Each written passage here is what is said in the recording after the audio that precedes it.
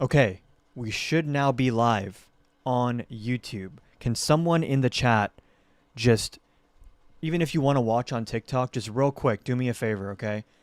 Go to the YouTube in my link tree and um, open it up and make sure y'all can hear me on that end as well. And then I also want to let up a guest and have someone tell me if they can. Okay, Katie, I see you in the YouTube chat. Can you hear me on the YouTube end of things? You can hear? Okay. Now here's the test. I'm going to let someone up from the guest request and let me know if you can hear the guest on YouTube.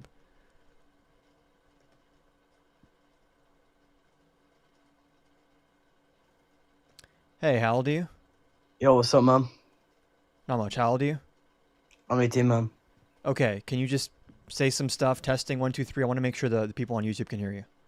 1, 2, 3. Okay. 5, 6. Can y'all hear him or no? Ah, shit, my back. I'm really hoping that y'all can hear him, because otherwise it's gonna be annoying as fuck to make the debates pop up on YouTube. I know people on TikTok can hear him because he's on the actual TikTok Studio app. Can YouTube hear the other person I'm talking to right now? Sergio said, hear him, Sergio, loud and clear. Yep. Okay, awesome. Wow. Wow. Okay, we finally have it working. He 15? Yo. How old are you? I'm not 15. I said I was 18, man. What's your birth year? 2007. Birthday? February 1st. Okay. You sound like that one guy who always hops on here to troll. Am I right about that? No. Of course not. You support Trump? Yeah, I love Trump, man. Why? Because he's such a great president, and I feel like he's so good. I feel like he's so good. What's up, Jonathan? Everyone, make sure you guys are double tapping the screen, sharing the live. To start off, we are just going to cover some news and recent events, do some research. I did announce this on my Discord. I do have a big thing coming up, video type thing coming up. I can't say what it is yet, but I do want to do some research and some prep for that miscellaneous upcoming video.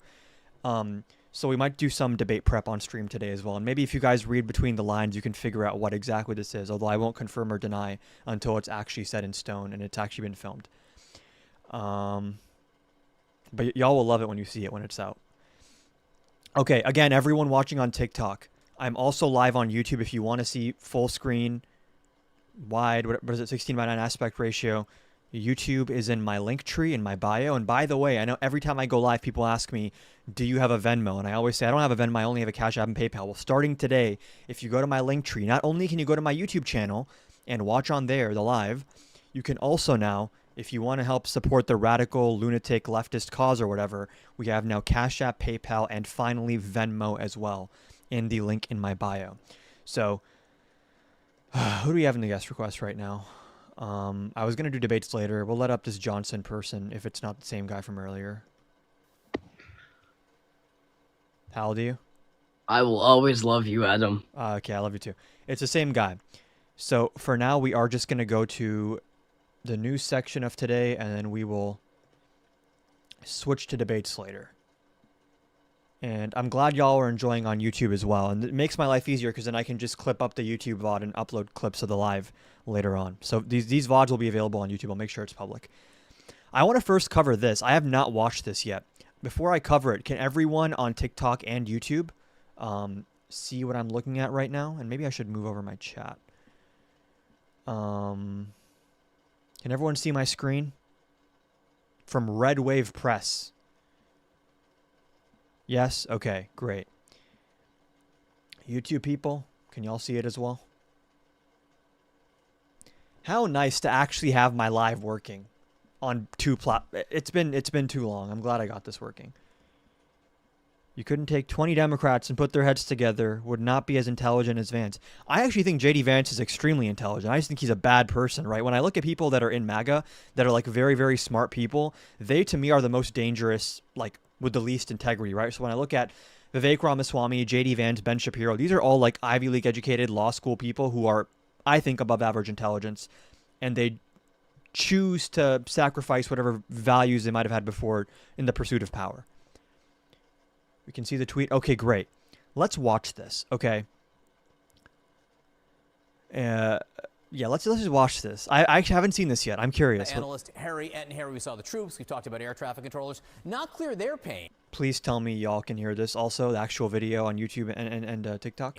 Well, on the shutdown, one thing that might end a shutdown is political pain if parties start to feel that it's hurting them. So let's talk about that, starting with Republicans. How has the shutdown seemed to have affected their... Can hear on TikTok. Good. YouTube, were y'all hearing that or no?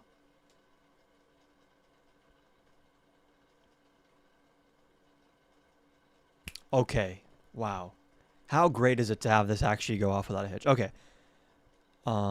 Interesting based on the headline. I want to see what's said here. Analyst Harry Ettenharry, we saw the troops. We've talked about air traffic controllers. Not clear their pain will end the shutdown. One thing that might end a shutdown is political pain if parties start to feel that it's hurting them. So let's talk about that, starting with Republicans. How has the shutdown seemed to have affected their political standing? Yeah, you might think, given that the Republicans are in charge of both the House and the Senate, that a government shutdown might actually hurt the Republican brand. But in fact, it hasn't. If anything, it's been helped a little bit. Take a look here, the shift in net popularity versus pre-shutdown. When we're looking at the Republican Party overall, that brand actually up 2 points. That's within the margin of error, but clearly it hasn't dropped. Come over to this side of the screen. Look at the net approval ratings for Republicans in Congress. Couple things here. He's right. For the GOP overall, a 2-point change is in the margin of error. I guess the only takeaway here is that Republican favorability hasn't dropped as a result of the government shutdown. I'm curious about the GOP in Congress, though, because this does seem to actually be outside the margin of error. It's actually up 5 points since pre-shutdown. So what we're seeing here is... This is crazy. When they're trying to shut down the food stamps program, their favorability is going up. The Republican brand... I actually wonder, after the media and pollsters being wrong.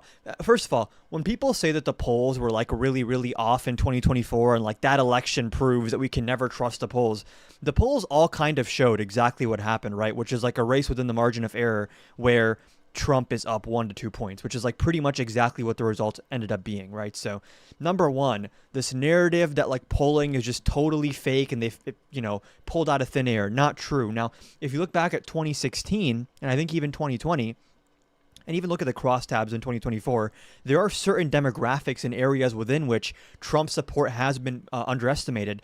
But I now wonder when I look at polls like this and I see like, okay, during the government shutdown, which according to polling that I've seen, most people blame Republicans for that government shutdown.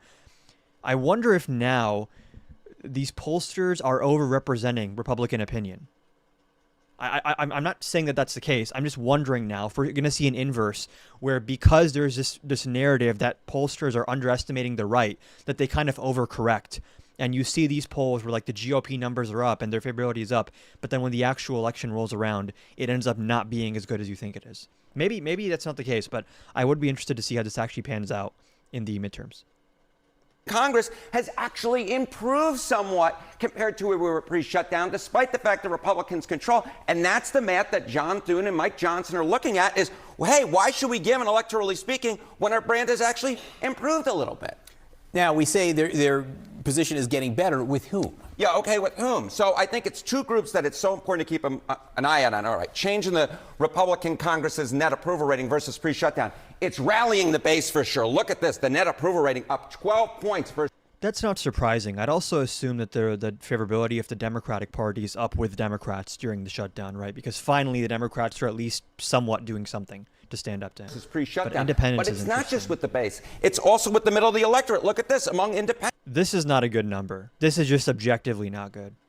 It's up 8 points as well. So we've got... Which someone said earlier, Democrats are not doing well with messaging. Yeah, if the average person is seeing the GOP more favorably as they are trying to cut back on food stamps and pay the military using private dollars and cut back on programs to blue states and continue to defy courts and lie to courts and all this authoritarian shit, if that's not... Like, when I see this number where it's like 8 points up with independents, the reason that that's the case is because they don't know fully what's happening, right? So when I see people saying, how did America elect Trump after January 6th and all these indictments? The average American is not reading the Jack Smith indictments. The average liberal and conservative is not reading the Jack Smith indictments. They'll read headlines about it and they'll watch their favorite political commentator and parrot whatever they think about the indictment. I guess half of them probably didn't even read it either. So like this is a messaging problem. When people are actually told what Trump is doing and you poll on what his actual policy platform is, then the favorability falls off a cliff. Miggy says, zero self-reflection, just cope. I'm not going to be lectured about self-reflection from the party that ran Trump in 2020 and then lost horribly and said, let's change absolutely nothing and run him again. And it actually ended up working, right? If there's anything Trump has taught us, it's that you don't have to reflect on shit. You can make all the same mistakes again. As long as you make the mistakes with your chest and you never apologize and you're shameless, you can win an election. So I don't know if people like you are really the ones to be giving out advice about self-reflection, right? When your party has been taken over by a cult leader who has an IQ of a toddler. Got a situation here where Republicans with the shutdown are actually rallying their base, but it's also something that's not hurting them with the folks in the middle. If anything, it's helping them with folks in the middle. And this is the type of math.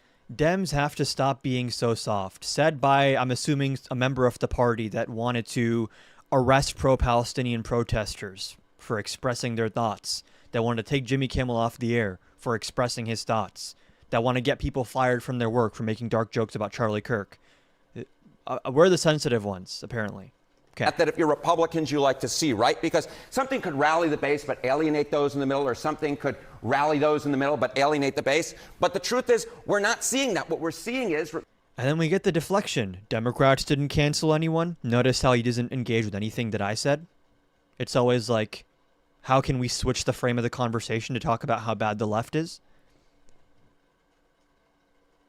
The Republican brand has actually gotten better among independents, and it's also gotten better among Republicans as well, that Republican brand when it comes to those in Congress. So again, what's the electoral reason that Republicans would give in at this point? And Democrats, of course, they have their eyes on the midterm elections. Yeah, we have elections 1 week from today, but with Democrats in Congress... Zero self-reflection, said the person who never saw a single video of mine relentlessly criticizing the Democratic Party. Are mostly focused on, or 1 year and 1 week from today, from the midterm. So how do I just want to make this clear right now. How are they positioned right? In case anyone thinks that, like, I've never actually gotten this. I used to earlier on, that like I'm like a Democrat shill or something.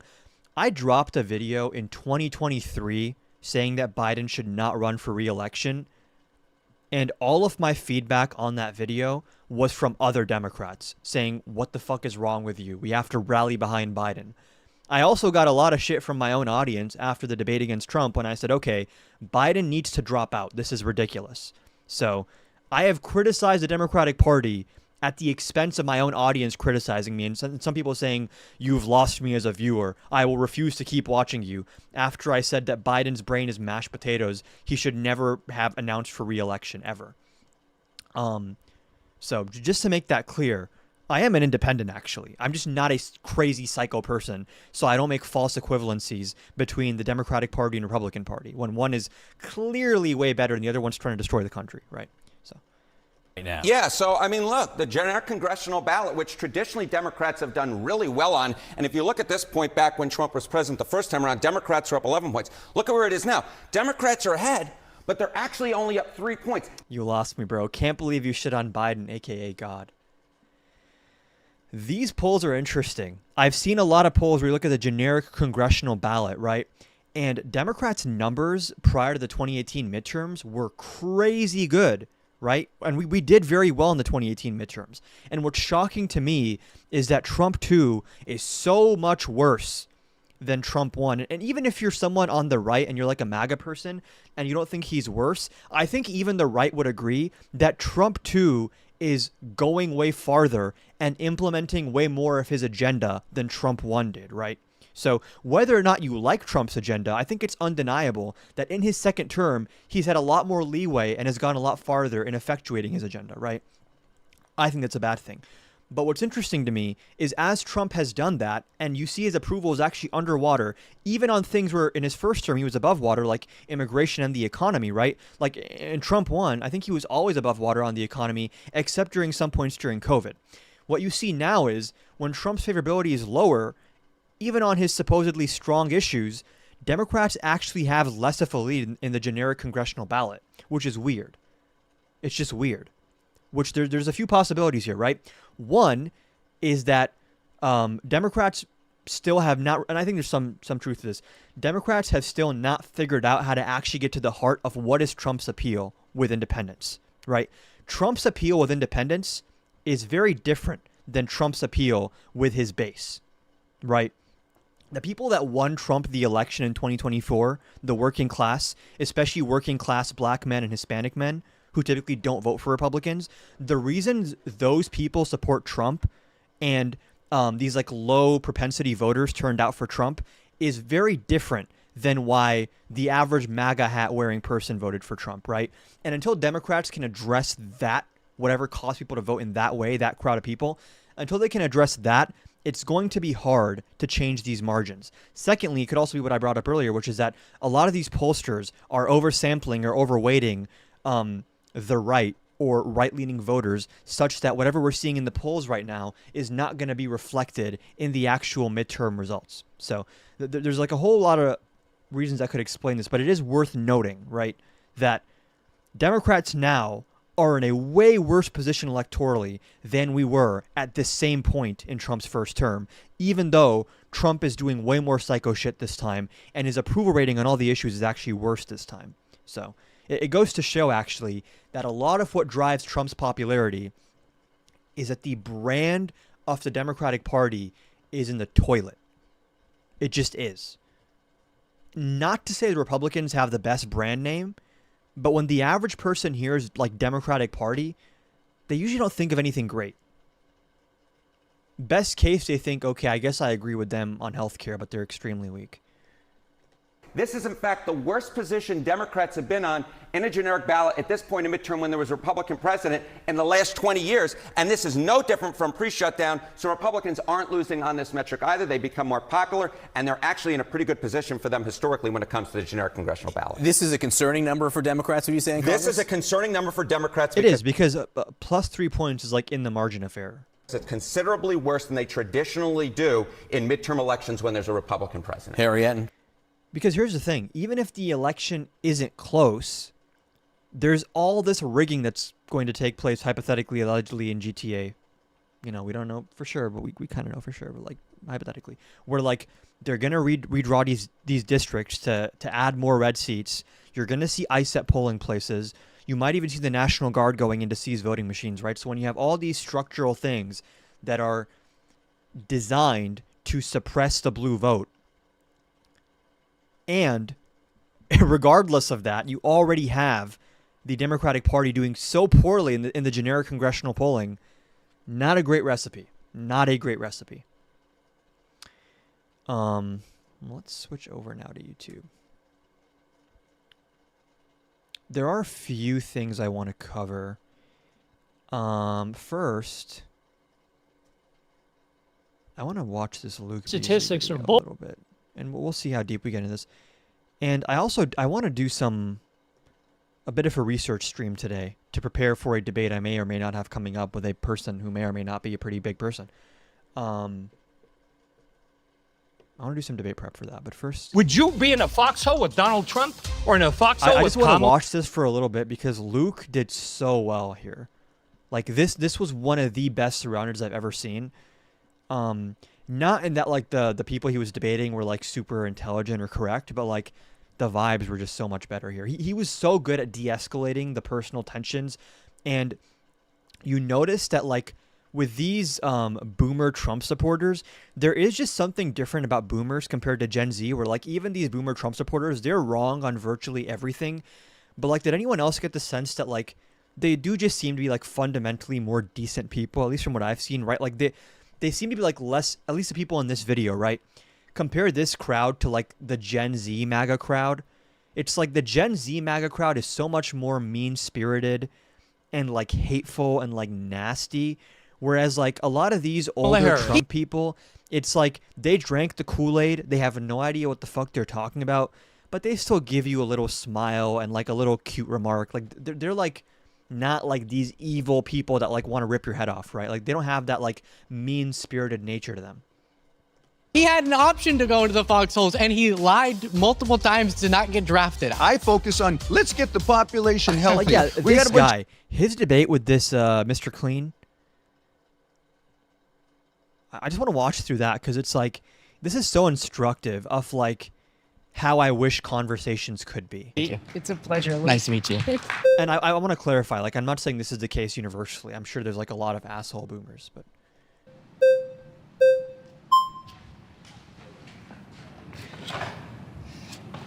Luke, Hello. doing a good job over there, buddy. You're tough. Thank you. Let's see what you got for me. Let's go.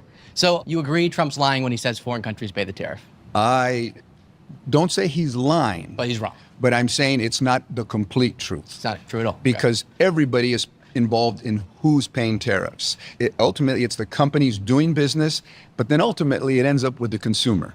So I have some good feelings about tariffs. I have some not so good feelings. But what I like about it is he's stirring up the pot. He's stirring up the conversation. I hate this argument so much. I get this all the time. Is like, he might not be making the best decisions. At least he's shaking things up. At least he's changing things. As if that's good in and of itself. He at least he's saying the things and doing the things no one else is willing to do. Such a stupid like, if I went and like just took a shit in my neighbor's front yard and they were like, "Why are you doing this?" I'm like, "I'm doing the things no one else is willing to do." Does that mean anything about it being like a good thing that I'm doing? I'm trying to shake things up around here. By doing what? Like, in what way are you like, this is a dumb, childlike idea of how you make change. I don't care what the change is. I just want to shake it up. I want to change the status quo. The status quo is also that, like, you know, things aren't on fire and everyone isn't killing each other. So that part of the status quo, maybe let's not shake that up, right? The food stamps part of the status quo, let's not shake that up, right? The part where people have ACA subsidies, let's not shake that up. The part where we have law and order, let's not shake that up maybe, right? Just shaking things up is not the most convincing argument. And what I like about that is he's got the world talking. Stirring?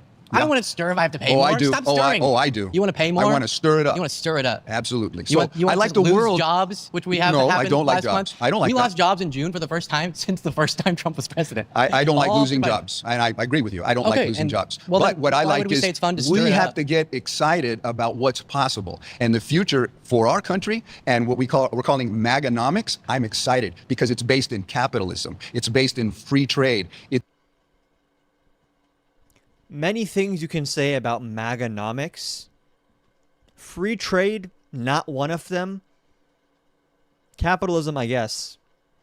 But even that, it's like, MAGAnomics is like, how do we establish the Russian oligarchy in the United States? That's MAGAnomics. It's based in getting the world involved. How It's is based in tariffs bringing. free trade? That's the opposite of free trade. It's an attachment to trade, and people are going to negotiate the. Free trade is when things involve trade.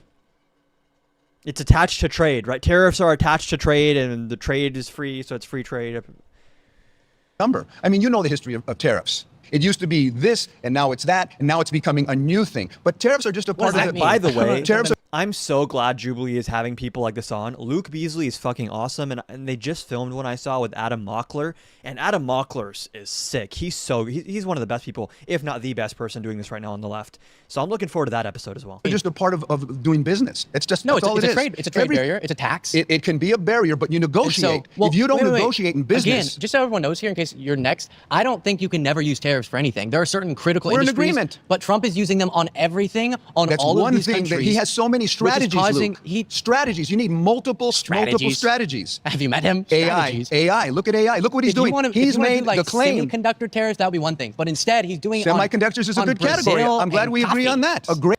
Whoever said Jubilee needs Hassan Piker representing the left, here's a banger idea for a video for Surrounded. One leftist versus 20 liberals, or like 20 progressives, right? Have Hassan Piker in the middle, and then in the circle around him, have like progressives and liberals who are like not leftists. That'd be interesting. I'd like to see that, right?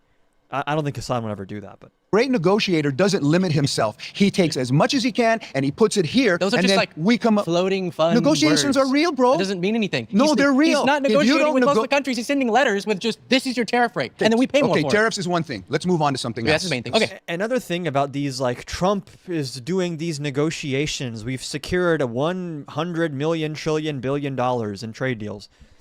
All of these trade agreements is like Trump goes somewhere, he like struggles to walk in a straight line. Eventually he gets to the other world leader and he's like, listen, I'm going to put a big tariff on you. And they're like, sir, what if we make an announcement that we're doing $1 trillion of investment? And he's like, okay, I guess I'll lower the tariff then.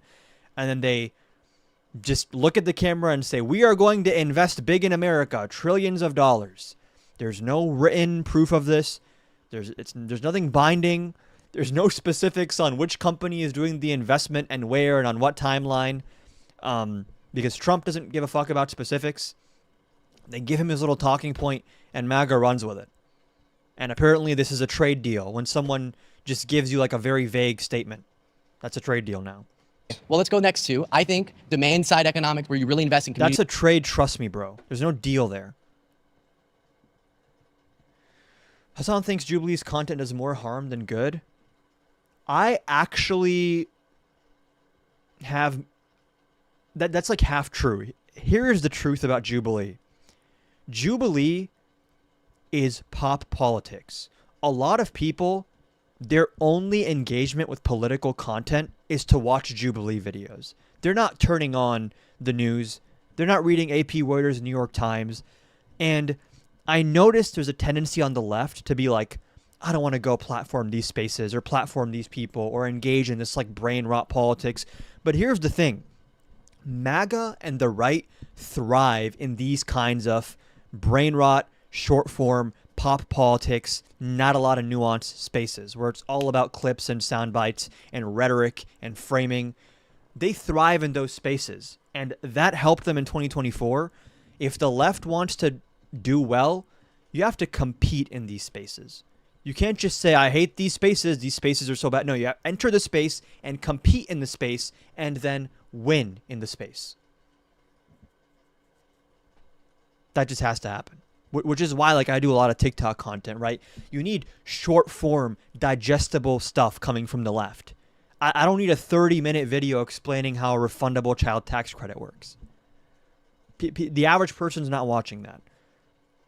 So I like what Jubilee represents because it's a platform that is very potent.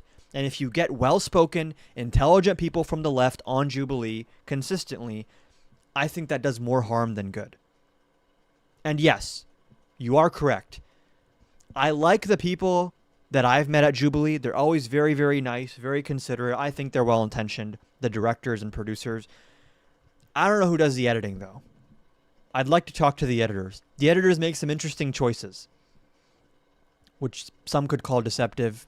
Some could just call not fully honest. I don't know. That need it and are going to be the quickest to spend that dollar is a much more effective way to stimulate the economy as opposed to like supply side trickle down economics. Demand? I'm all for demand economics. And Trump is doing the most YouTube stream looking crisp. Okay, good to know. I'm glad it's trickle down insane redistribution of wealth from the bottom to the top with his big beautiful bill. No. The largest cut to Medicaid ever, nearly $1 trillion over a decade. We need to trim things. We need to tighten things. Wait. He lowered taxes. I'm on Social Security, bro. You think I don't worry about this? He lowered I worry tax about rates this. for the richest Americans. I'm for that. I'm While for he's that taking because money they're from the the poorest Americans? Because the richest people are business owners and they're who are creating jobs. Without jobs in America, Luke, you know this.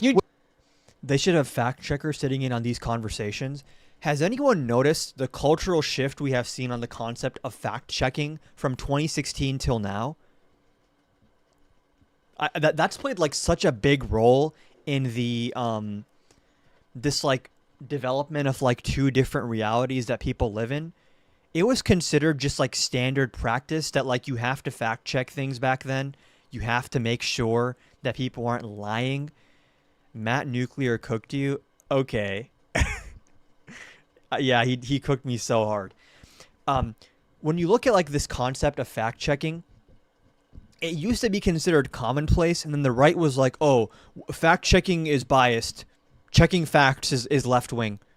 And they sold that narrative so hard now that the media will like cuck itself and silence itself and say like, oh, well, we can't go too hard on MAGA. We can't go too hard on Trump.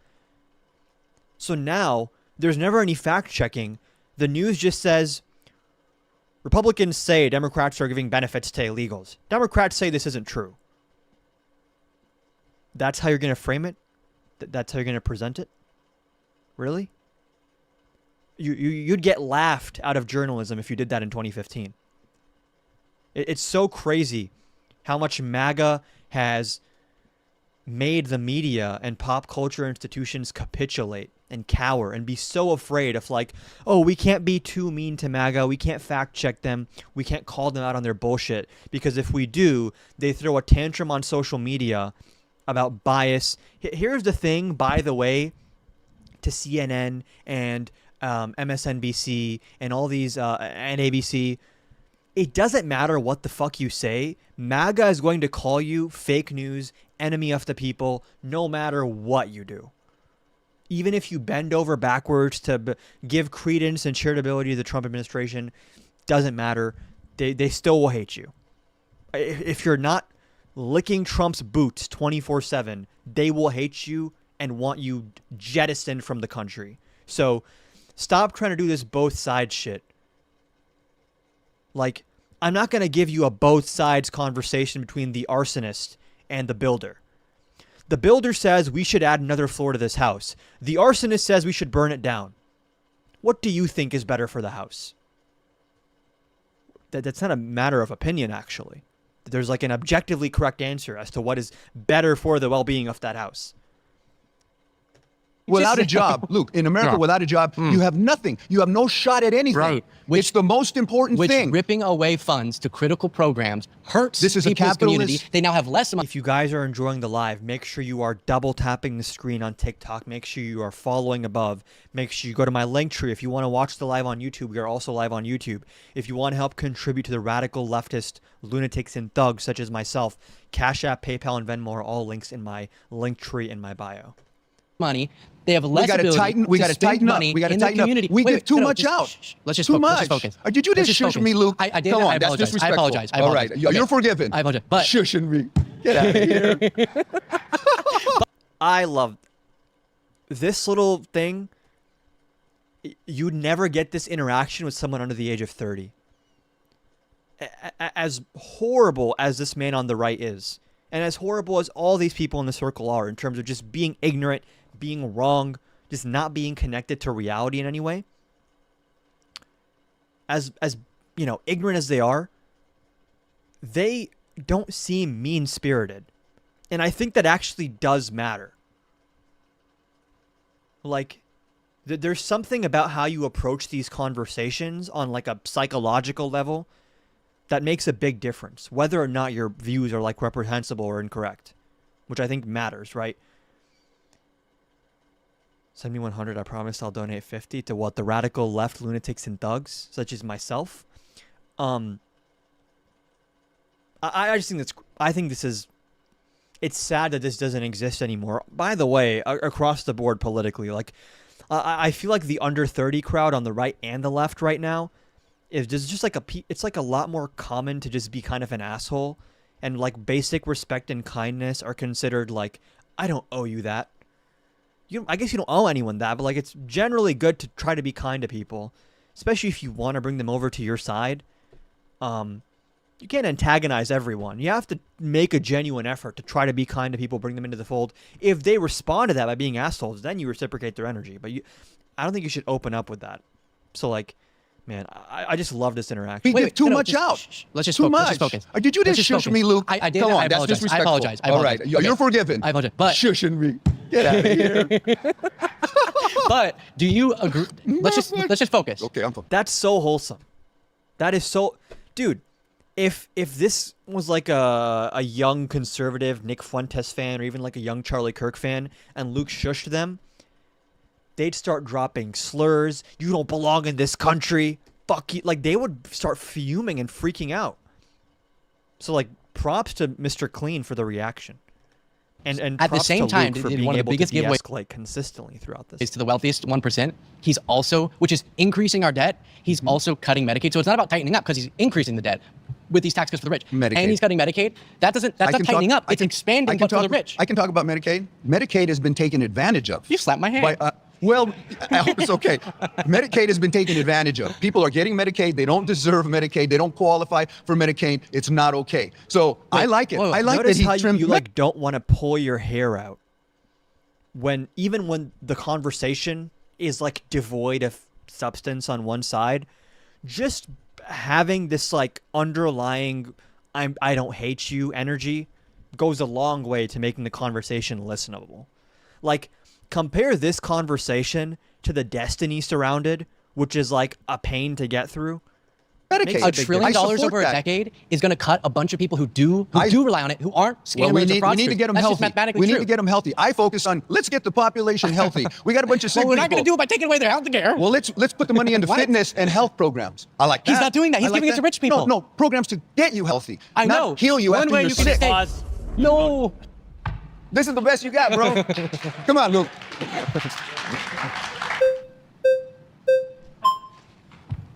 Hello. Oh, Gene. Gene, nice to meet you.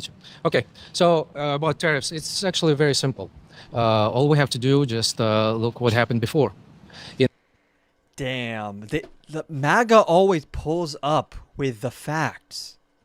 Listen, liberal. When it comes to tariffs, we just got to look at what happened before. Just got to look at it. Okay. Great. Don't know 1913, what that means. the only Awesome. money coming into United States was from tariffs. What we happened had no after income. 1913? Okay. We also used to have like a barter system once where it's like, hey, I'll give you 10 apples for your donkey. Is just appealing to things that happened in the past grounds to bring them back now?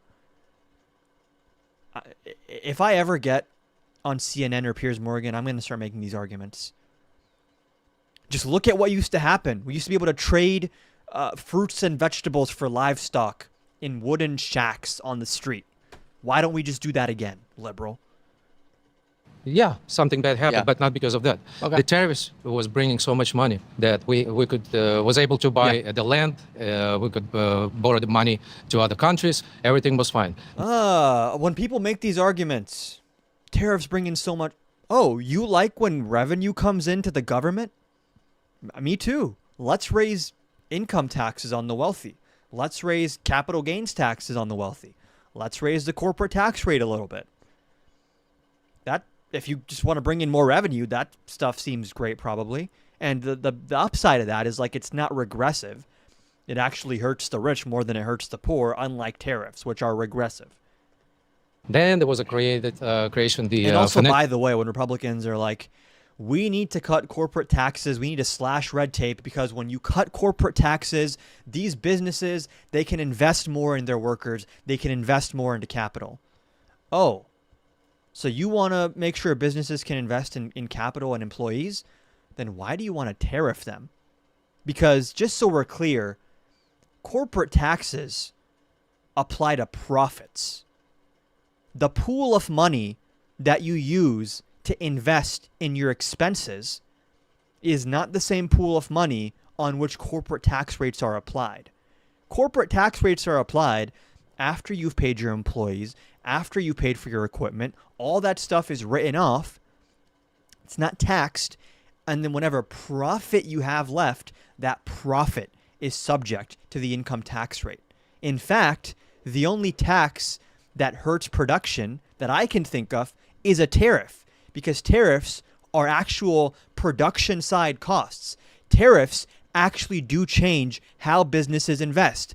If I'm a business owner and I now have to pay a 20% tariff and I'm negotiating a contract for lumber or steel for the next year, I'm going to think about payroll and think, okay, do I want to do some layoffs to offset that cost? Do I want to raise prices?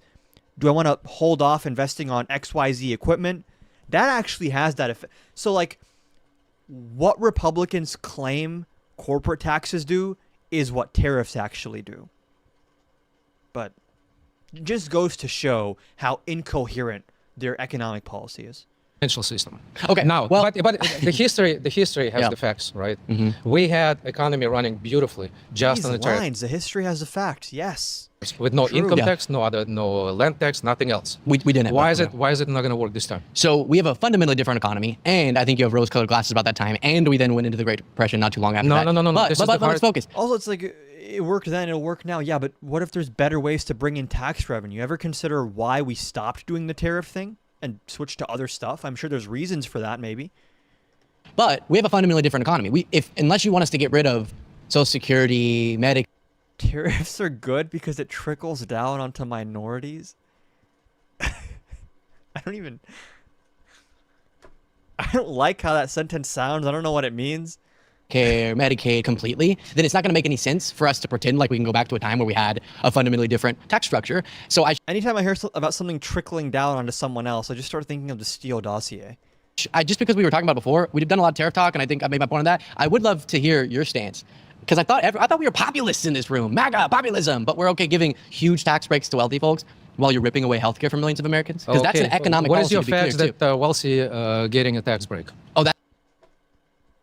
This is what I mean, by the way, when you look at these congressional polls, like the generic polls for the parties, and you see Democrats are only +3, it's because there's a lot of people in this country who would say this. Healthcare for millions of Americans? Because that's an economic What is policy, your to be clear, fact too. that wealthy getting a tax break?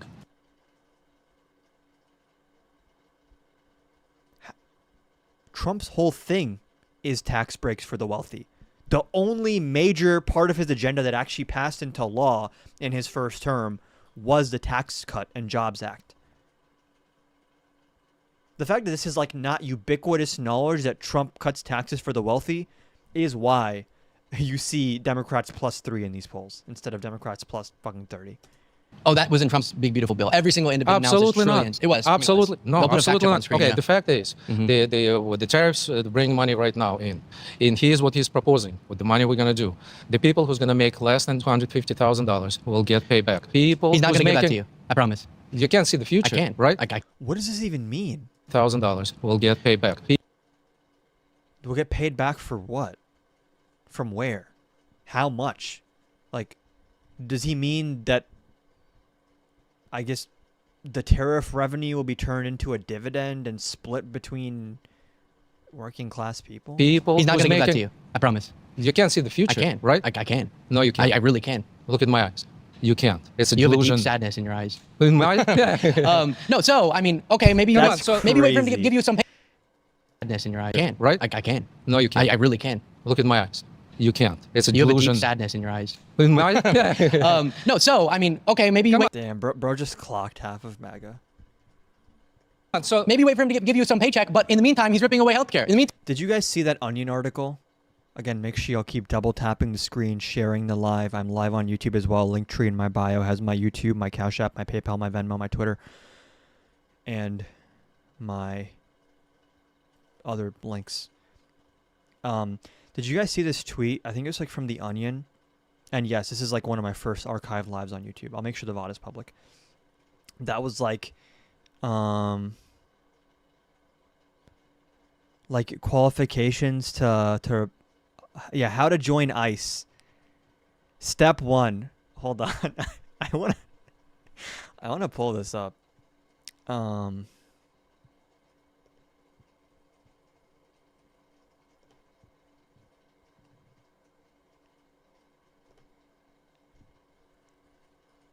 How to join ICE.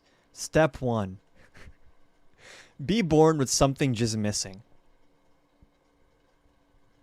Just have a little screw loose. Have a little, like the Grinch pre-Christmas before his heart grew by 3 sizes. Just have this little edge to you where you have some kind of grudge against the world. You want to hurt someone. You feel like you don't have enough control in your life. You feel like you've been wronged by insert group here. That's step 1. Try deporting a few neighbors without the constitutional authority to do so. See if it's for you. This isn't even the Onion. This is probably like the genuine requirements to apply for ICE at this point. Unlearn any secondary languages you may know. Filling out the application form presents a challenge. Candidates may instead demonstrate how hard they can punch a dog. Is that how Christine Ohm got her job? Undergo background check confirming at least 1 prior arrest for a violent crime. Dude, how many of these ICE people are like ex-Proud Boys and people that were there on January 6th? Because if y'all noticed, as soon as Trump came in, off rip, we had... Hold on, I need to find this article. Fuck. It was a New York Post article from a while ago about like how ICE employees were like complaining about hold Hold on, I need to find this. Such an important article. But while I look for that, let's keep this playing.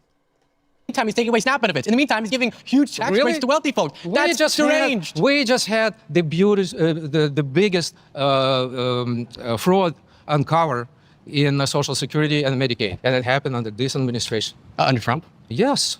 Okay. What do you mean? So, Okay. so that's why a bunch of people have to lose don't- their health. That's not. Just to be clear, my issue is that he's bloating the deficit in the debt, while he's giving tax breaks to the wealthiest Americans. If you look at independent analyses, you'll see the combined outcome of this bill, Yes, which is not a okay. good economic policy. It's a part of his Trump adds Maganomics thinking, the 3,000 trickle-down nonsense, is that the poorest Americans.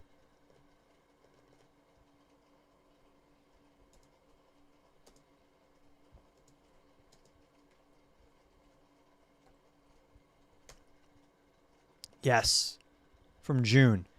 This article from New York Post is not some like lefty site, right? We all agree on that. Bro,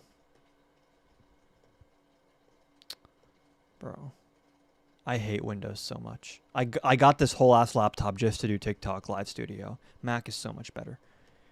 Mouse pad sucks, keyboard sucks, UI sucks, but that's a different question. Trump admins 3,000 ICE arrests per day quota is taking focus off criminals and, quote, killing morale from insiders in ICE. The Trump administration's mandate to arrest 3,000 illegal migrants per day is forcing ICE agents to deprioritize going after dangerous criminals and targets with deportation orders, insiders warn. Again, this is from the New York Post from ICE employees, not a very left-wing source or a left-wing outlet. Instead, federal immigration officers are spending more time rounding up people off the streets, sources said.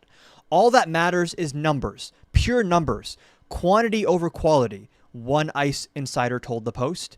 The policy is also unmaintainable at current staffing levels, and it's, quote, killing morale, sources added. The agency is burning through its budget at breakneck pace, with ICE already $1 billion over budget, Axios reported Monday.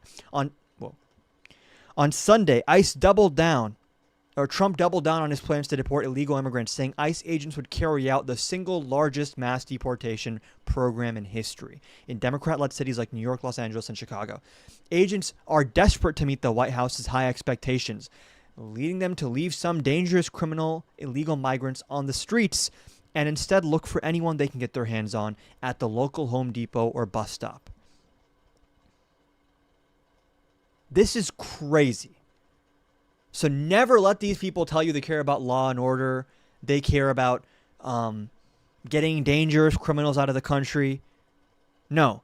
Agents are desperate to meet the White House's high expectations, leading them to leave... What the fuck? To leave some dangerous illegal immigrants on the streets and instead look for anyone they can get their hands on at the local Home Depot or bus stop. And what also happened when Trump first came in, a lot of these career ICE employees resigned or they were fired. And they were replaced by people that are like loyalists to Trump, right? If Trump leaves office and we get some investigations into what happened, I promise what you will see is that you saw a mass exodus of DHS and FBI investigators resigning, leaving, being fired, and then being replaced by people that never had a background check done on them. Some of them had ties to hate groups, violent criminal records. These are the people that are now in ICE and DHS, a lot of them.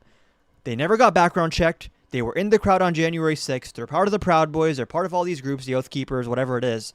This is who now comprises ICE and the DHS paramilitary force. Not even the career people that were there before. This happened very quietly where they cycle out all the old employees that follow protocol. Then they change the protocol and they hire people on the basis of loyalty. And a lot of these people just want to hurt brown people. That's why they're applying for ICE. Like, think about it. Who's applying to work for ICE and DHS under Trump? Anyone with like upstanding moral character and integrity who wants to make America safer? Probably not. Doesn't seem like the core demographic. I don't know how to find this. I'll just go to my own my own TikTok, I guess. Sorry to do a big self promo, guys, but I don't know where else to find this. What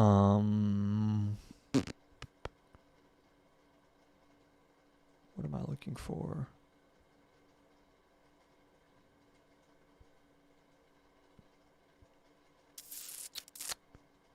Oh, here it is. Okay. Okay, we have now entered phase 2 of Trump's second term. People. Okay. And demoted. He's established a role to prosecute their political opponents would be immediate. Anywhere from a quarter to half of the country is phase 2 of Trump's second term. People probably have noticed this if they've been paying attention to the news over the past week. Things are getting much worse, much quicker. Phase 1 was just building the power, putting loyalists at the head of executive branch agencies, replacing all the employees of those agencies with supporters. Okay, whoa. There's agencies, replacing all the employees. Do y'all see? Okay, we have now entered phase 2 of Trump's second. I hate Windows so much. How come I zoom and it starts scrolling and changing the tab? And okay, the ones that don't get replaced get silenced and demoted and suppressed. All the things are getting much worse, much quicker. Phase 1 was just building the power, putting loyalists at the head of executive branch agencies, replacing all the. Do y'all see what this person is wearing? Does everyone see that? He's wearing a golden pin of Trump's face. This is who now is working at DHS and ICE. This type of person. Is this normal for law enforcement to be wearing a fucking golden pin of the president's face? This is so weird, dude. Can you imagine if... Bro, these people, I hate these people so much. Does anyone remember when Biden... Hold on.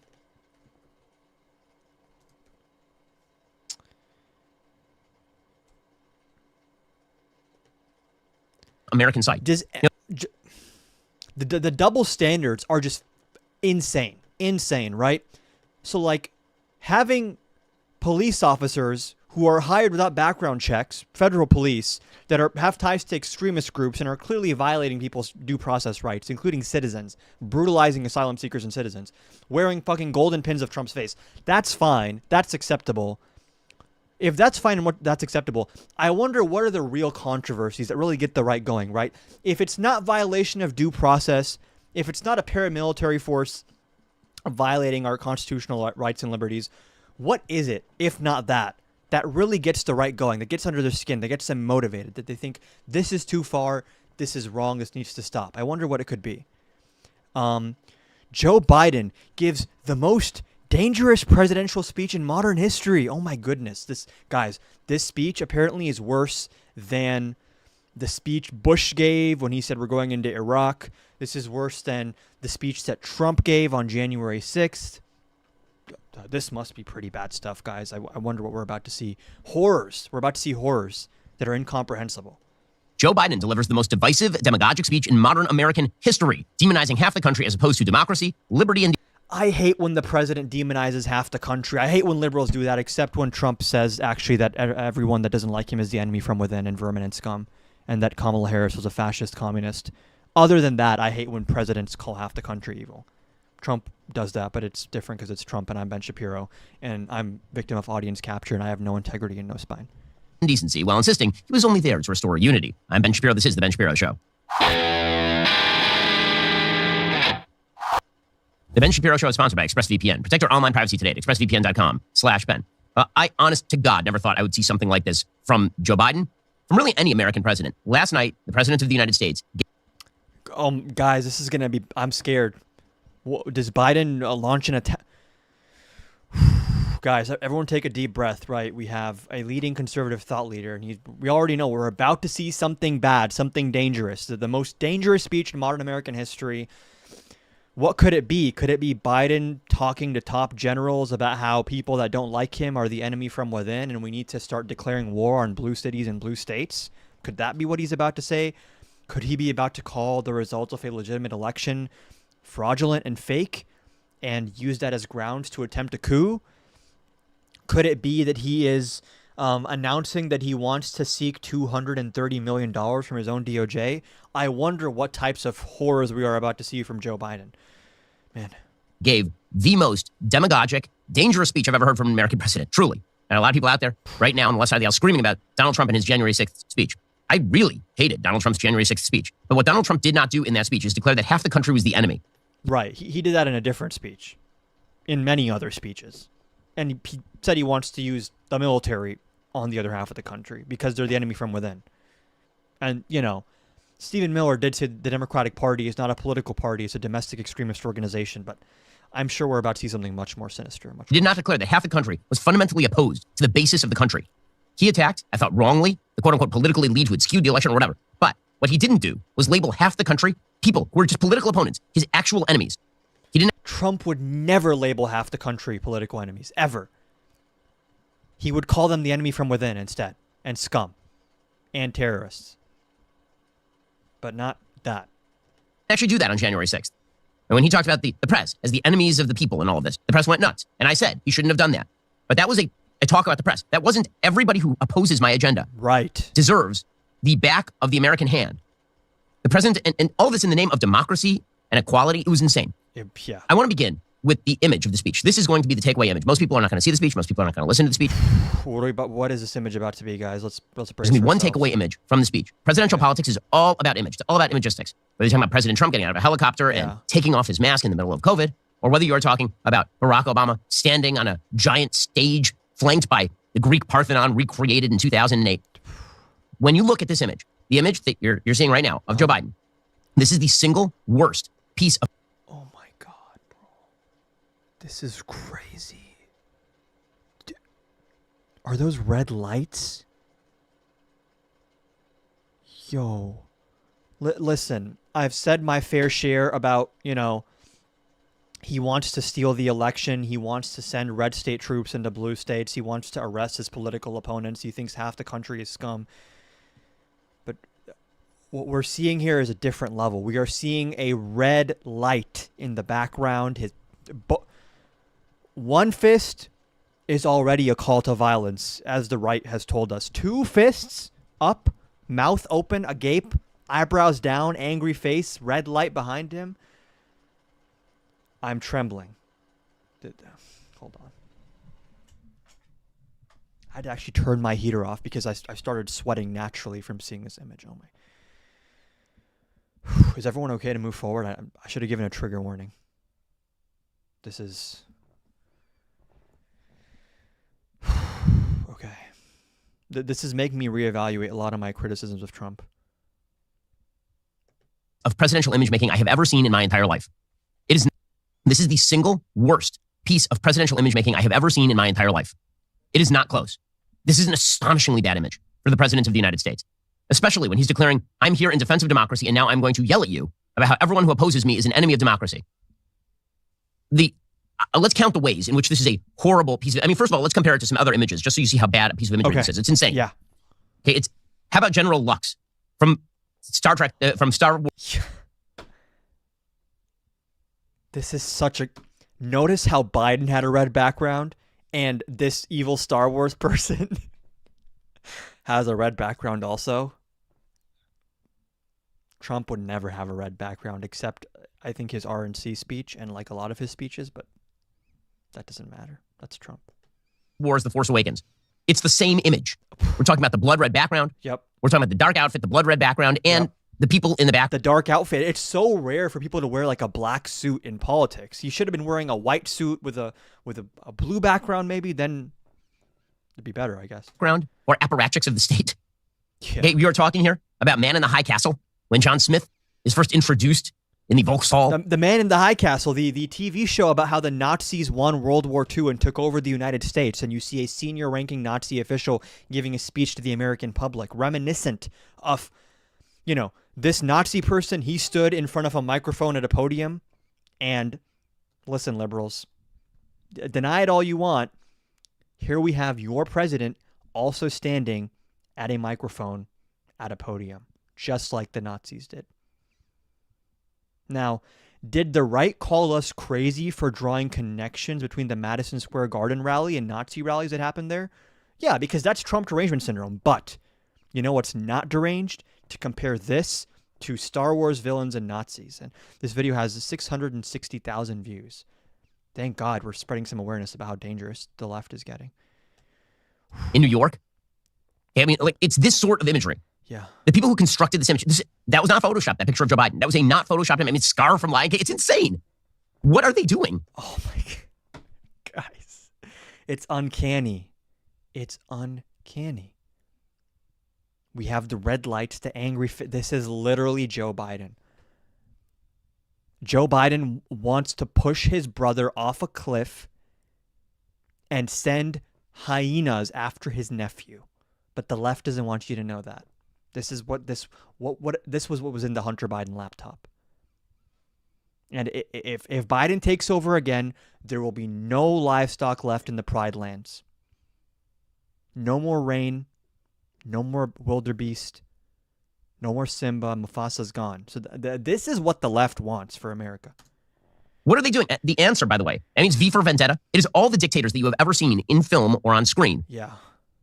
basically rolled into one and then wrapped into an image.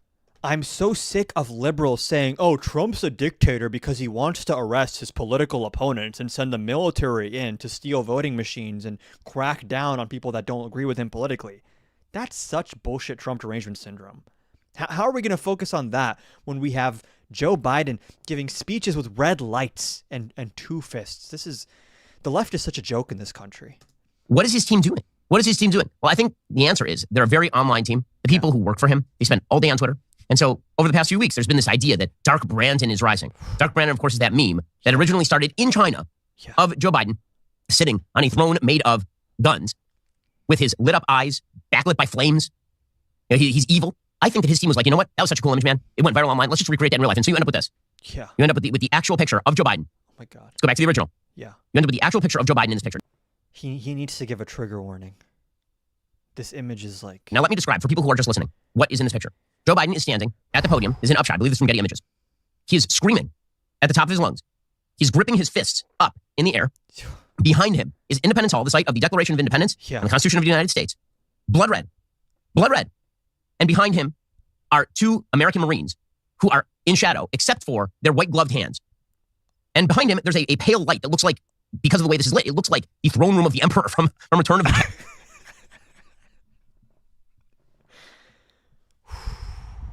This is spooky stuff, guys. And it's the worst piece of presidential image making ever. Truly ever.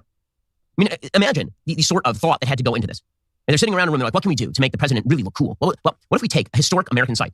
You know, the site that really is known for liberty and for democracy and legality. And what if we light it blood red? Blood red. And we put the president in front of the blood red site. So it'll be red and black, like the fascist color pattern. Let's do that. And then what if we actually front light him so he looks angry and demonic against that backdrop? And then what if we put a couple of Marines angry and demonic behind him to look like military force is what is backing him? This is a taxpayer-sponsored event, by the way. You paid for this. So Joe Biden gave a speech, and the speech was designed to attack all of his political opponents and treat them as enemies of the state. That's what this speech was designed to do. I think in a very cynical way. I cannot believe this, that Joe Biden would say that his enemies, his political opponents, are enemies of the state. Can you imagine if Joe Biden's like chief of staff and like assistant to the DHS went on Fox News and said the Republican Party is not a political party, it's a domestic extremist organization?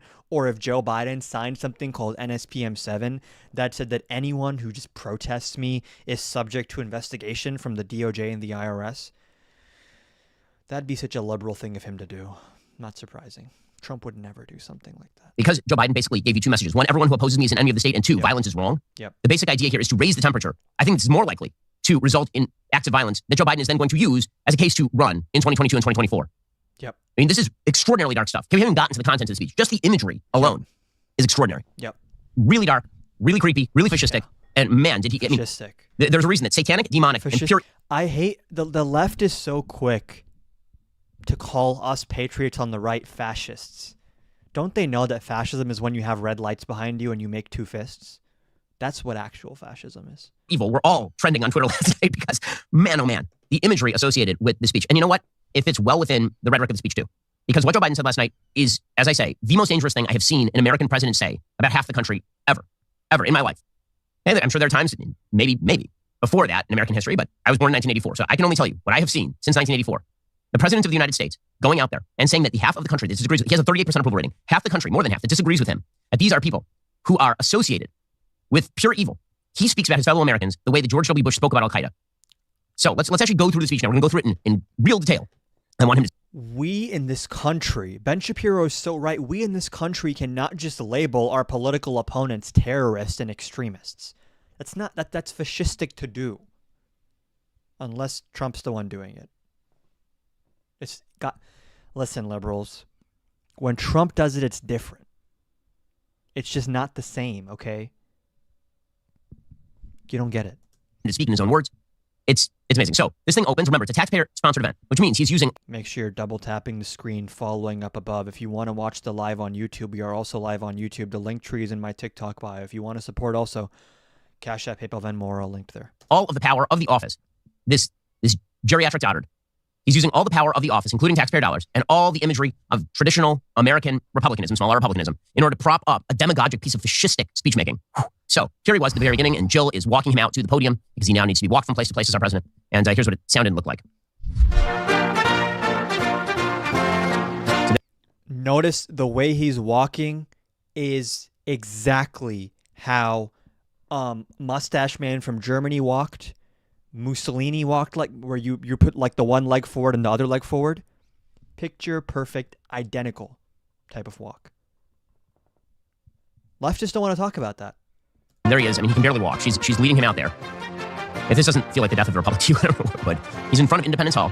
Yes, but if this doesn't feel like the death of the American Republic, Joe Biden walking with his wife in a line towards the camera, I don't know what world you're living on if this doesn't really crush your soul. He can barely raise his hand to wave.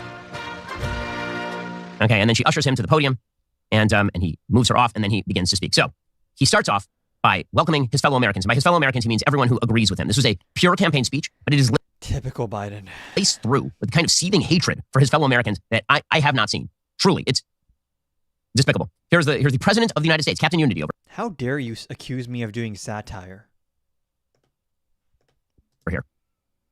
Milk that cow. I don't care how much the viewership drops. As long as you're here, I could have only one viewer and I would be happy. So it means a lot to me that you're letting me know. My fellow Americans, I speak to you tonight from sacred ground in America. Independence Hall in Philadelphia, Pennsylvania. This is where America made its Declaration of Independence to the world more than 2 centuries ago with an idea unique among nations. That in America, we're all created equal. Okay, so first of all, you can hear that he's clearing his throat. He's not particularly healthy. But as you can see, this was angry Biden. There are two versions of Biden that are now present. There's really three versions of Biden that are present in American public life. There is doddering fool Biden, can't get a sentence out, can barely speak, is wobbling around. His aides are worried he's going to trip over a white. Milk that cow. You are correct that viewer counts on live streams tend to go up and tend to go down depending on how interactive it is, what you're doing. But what I love about you is that even when I'm just sitting here doing satire, watching a YouTube video, you are active in the comments, help pushing this on the algorithm, showing me support, showing me love. Shout out to Milk That Cow 74 for being so loyal, so dedicated in the comments. Thank you. I love my fans. Wire, falling off bikes and all the rest. And that's one version of Biden. Then you have fake empathy Biden, where he goes into his low voice. He really cares. That's the stuff where in completely inappropriate context, he cites the tragic death of his son in order to try and garner empathy for himself while supposedly trying to sympathize with others, right? That's version number 2 of Biden. And then there's angry yelly Biden. What we got last night was angry yelly Biden. So he continues with what he says are the real message of America. What is the soul? He said he was going to speak about the soul of the nation in front of a blood red background in satanic lighting. Here he was talking about the soul of the nation. What is America really all about? We the people. We the people. These two documents and the ideas they embody, equality and democracy, are the rock upon which this nation is built. Okay, so the very basis of his speech, that equality and democracy are the key values of the United States. They are some of the key values of the United States, but he's actually using the wrong language. Because when he says equality, what he means is equity. Right? He's made this very, very clear throughout his presidency. Equity means equality of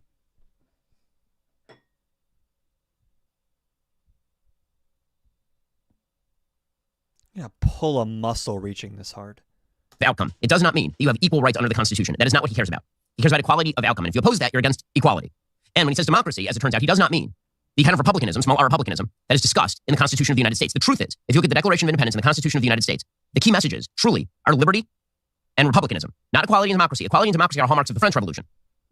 Because in the French Revolution, the whole idea was that it was égalité, liberté, fraternité. It was pure democracy. It was mob rule. The founders very much feared the idea of mob rule, culminating in a powerful centralized figure who was able to do whatever he wanted without any of the checks and boundaries of the Constitution of the United States. That's what they feared. And that's what Joe Biden represents. So understand when he says equality, democracy was mob rule.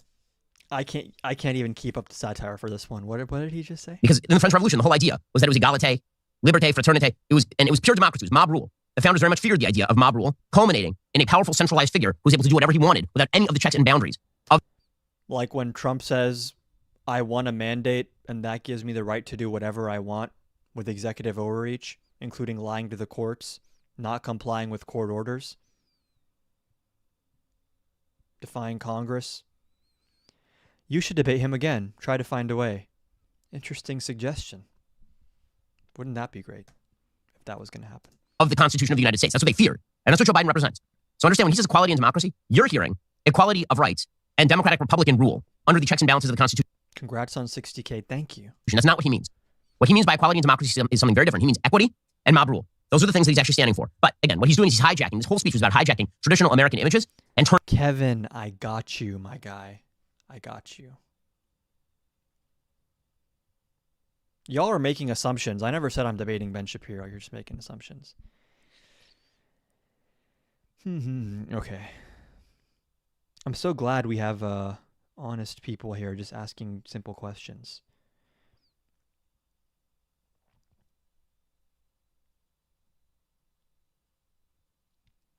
And I'm glad I was reading this study yesterday. I'll keep this playing while I pull up the study. Turning them on their head. Right? Independence Hall is now blood red. Equality and democracy, if you are in favor of a limited government and equality of rights, and you're interested in a checks and balances system that hems in the power of a centralized bureaucratic state, this means, according to Joe Biden, you are against the founding ideals of the country. So he starts off with all the pretty words, right? This is, Barack Obama used to do the same thing. This is not the part of the speech that is perfectly unusual. And Barack Obama also used to sort of hijack traditional American terminology and then turn it on its head, hollow it out. A lot of Democratic politicians do this. Some Republican politicians do this too. The part of the speech that starts to get bad comes very early. He starts suggesting that everyone who is his opponent is the same, and they're all bad, and they're extremist threats to democracy. Here we go. But as I stand here tonight, equality and democracy are under assault. We do ourselves no favor to pretend otherwise. So tonight, I've come to this place where it all began to speak as plainly as I can to the nation about the threats we face. Okay, so what exactly are the threats that we face? Well, first, he talks about the soul of America. And there's something particularly galling about this person who does not appear to be, he's a career corrupt politician declaring that he declaims on behalf of the American soul. So he's here on a religious level to lecture you while lit like Satan. Weird. Here we go. That sacred flame still. Can you guys imagine how the right would react if like a big left-wing commentator made a video covering a Trump speech and they were saying that he looked fascistic and demonic because he had red lights behind him? Can you guys imagine the response? Good luck in your next debate with Charlie Kirk, bro. Thank you. I'm looking forward to it. Still burns. Now in our time, as we build an America that is more prosperous, free, and just. That is the work of my presidency, a mission I believe in with my whole soul. But first, we must be honest with each other and with ourselves. So he's going to lay it on the line for you now. Here's where he gets to the good part. So he's going to launch into an attack on half Americans. Here, this is the key to the speech. Here we go. Too much of what's happening in our country today is not normal. Donald Trump and the MAGA Republicans represent an extremism that threatens the very foundations of our republic. Now, I want to be very clear up front. Not every Republican, not even the majority of Republicans are MAGA Republicans. So, apparently Biden is saying he hates half the country, and then he goes out of his way to clarify that he's not even talking about half of Republicans, let alone half of the country. So, a bit of a mismatch there between what Shapiro said and what Biden is saying, but... Not every Republican embraces their extreme ideology. I know, because I've been able to work with these mainstream Republicans. But there's no question that the Republican Party... Kevin, I got you. I have the study. Just take a little deep breath for me and sit tight, okay? You want to get in the requests, Kevin? We can go over it together. You and me. Hold on. How do I check my... Kevin, get in the guest request, buddy. We'll go over the study together. We're going to talk about all of Trump's DOJ shenanigans, okay? Today is dominated, driven, and intimidated by Donald Trump and the MAGA Republicans. And that is a threat to this country. Okay, so what he's doing right here. Where was Kevin on September 11th, 2001? Good questions. Kevin, maybe you can answer that if you have the testicular fortitude to request to hop on. The media are saying, well, when he's saying that, a huge percentage of Americans are extremist threats to the... Kevin has went awfully quiet. Hope he's okay. Country. By the way, the answer usually to extremist threats to the country is you drone them or arrest them. Right? That's usually what you do. If you said there's an extremist threat from abroad to the very soul of the republic, that would usually amount to, military response, extremist threats. Hold on.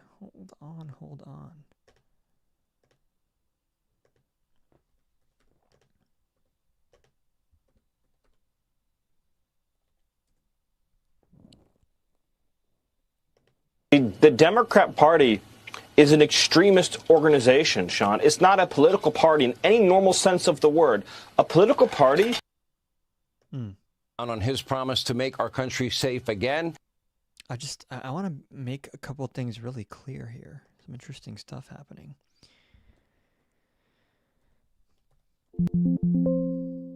Was it not this video? Is this not the video where he says the Democrat Party is not a political party, it's a domestic extremist organization? Let's see. Pretty sure it is this video.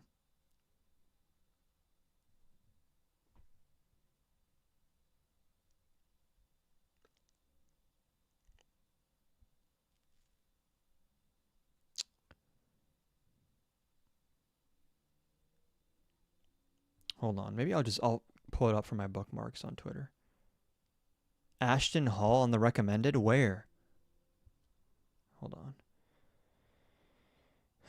Make sure you guys keep double tapping the live again. I am also live on YouTube if you want to watch on there. Hold on.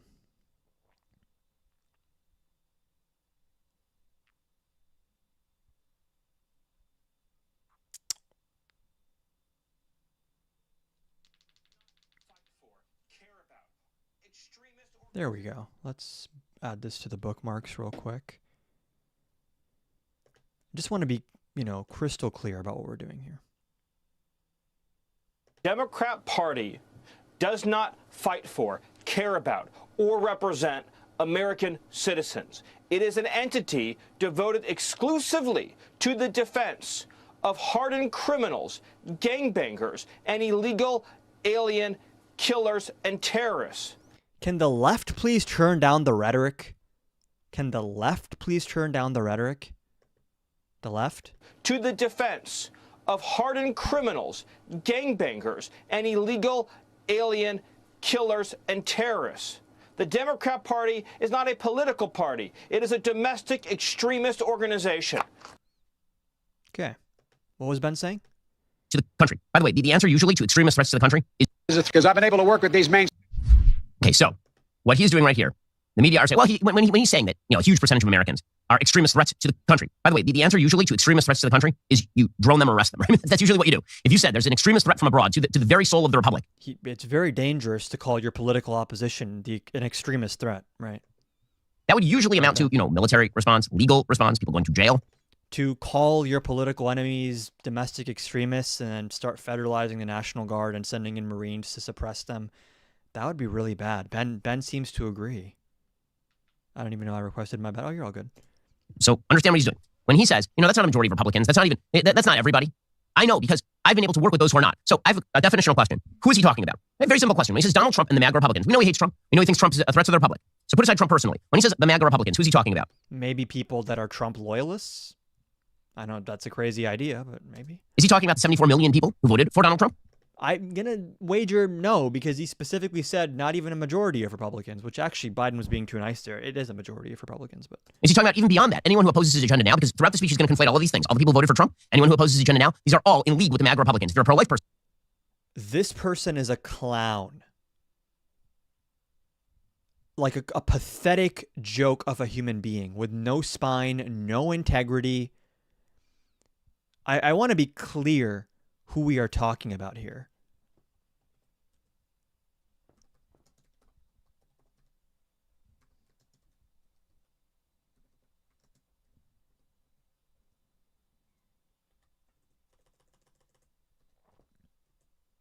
Anyone ever heard of a little book called The Criminal Case Against Barack Obama? I have. It's a book by a man called Ben Shapiro. Barack Obama versus the people. A criminal case against the Obama administration. This is someone who really cares about executive overreach being used for criminal ends. This is someone who hates when Political opposition is labeled extremist, and armed forces are used to suppress those extremists. And you start seeing crackdowns on speech and on dissent. He hates all these things, right? Wrote a book about Obama being a criminal, made a 1-hour video calling Biden dangerous for having red lights behind him. And he endorsed Trump, and he still glazes Trump. It's gross. It's like some of these people, like when I see Benny Johnson or like Dave Rubin, I'm like, okay, you're not the sharpest tool in the shed. You never really seem to have any values or principles in the first place to even sell out. Shapiro, he's always been wrong, but he used to have integrity about what he was wrong about. He used to actually be consistent in, I don't like big government. I don't like weaponization of the state. I don't like suppressing free speech. I don't like labeling your opposition extremists. But the audience capture is so strong that he completely folded. I think it's pretty gross. I think it's actually very shameful. And if anyone was ever to hypothetically talk to Shapiro about this, I know what I would say to him if I was to do that, is I would say, how do you even like sleep at night? How do you so brazenly gaslight your audience and lie to them and have such obvious double standards where the tiniest thing, like literally the lighting, the color of the lighting behind Biden is enough for you to call him fascistic. But then at the same time, if someone calls Trump's fascism fascistic, they need to stop because they're raising the temperature, and that's going to cause violence. But then also it's okay for Stephen Miller to call us domestic extremists. Okay. Person. You're in league with the MAGA Republicans. Maybe you're a MAGA Republican. Maybe you are. Maybe you're a threat to the country.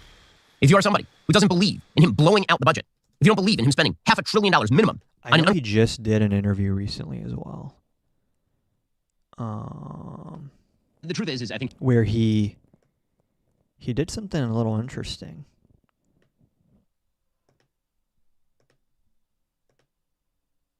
And so once the Supreme Court has made that clear, then this means that it really is up to each individual state. And I think that is where pro-lifers are looking to really put boots on the ground and change opinions. I just want to be clear first. I don't really like doing I told you so's, but I am going to do one right now. So hold on. In this video, we have now entered phase 2 of Trump's second term. People probably have noticed this if they've done it. Those girls who were protesting Trump at the restaurant, Ben Shapiro, are saying, act data that contradicts my narrative. We are going to edit your data and we are going to suppress you to the point where either we fire you or you resign. It's getting so obvious and so hard to deny that even Ted Cruz and Ben Shapiro are saying, actually, this is pretty bad. This is not really defensible. And there's much more of that to come because mark my words, eventually we are going to get to a point where people who support Trump are only going to have two options. Either admit you were wrong and that he is an authoritarian, or you have to say, I actually like authoritarianism. That is what he's doing and it's a good thing. It's going to The referendum, the accountability is coming. There is a line that Trump will cross that will be a bridge too far, even for some Republicans. It's going to happen. I promise you it's going to happen. And that will show us who are the people that voted for Trump out of ignorance and lying to themselves and just being brainwashed by being in a certain media environment versus who supports Trump and knows what he's doing and still supports him, right? If you're fully educated on what Trump is doing and you support him, then you just support authoritarianism, right? A lot of people support Trump because they don't fully know what he's about, what he's doing.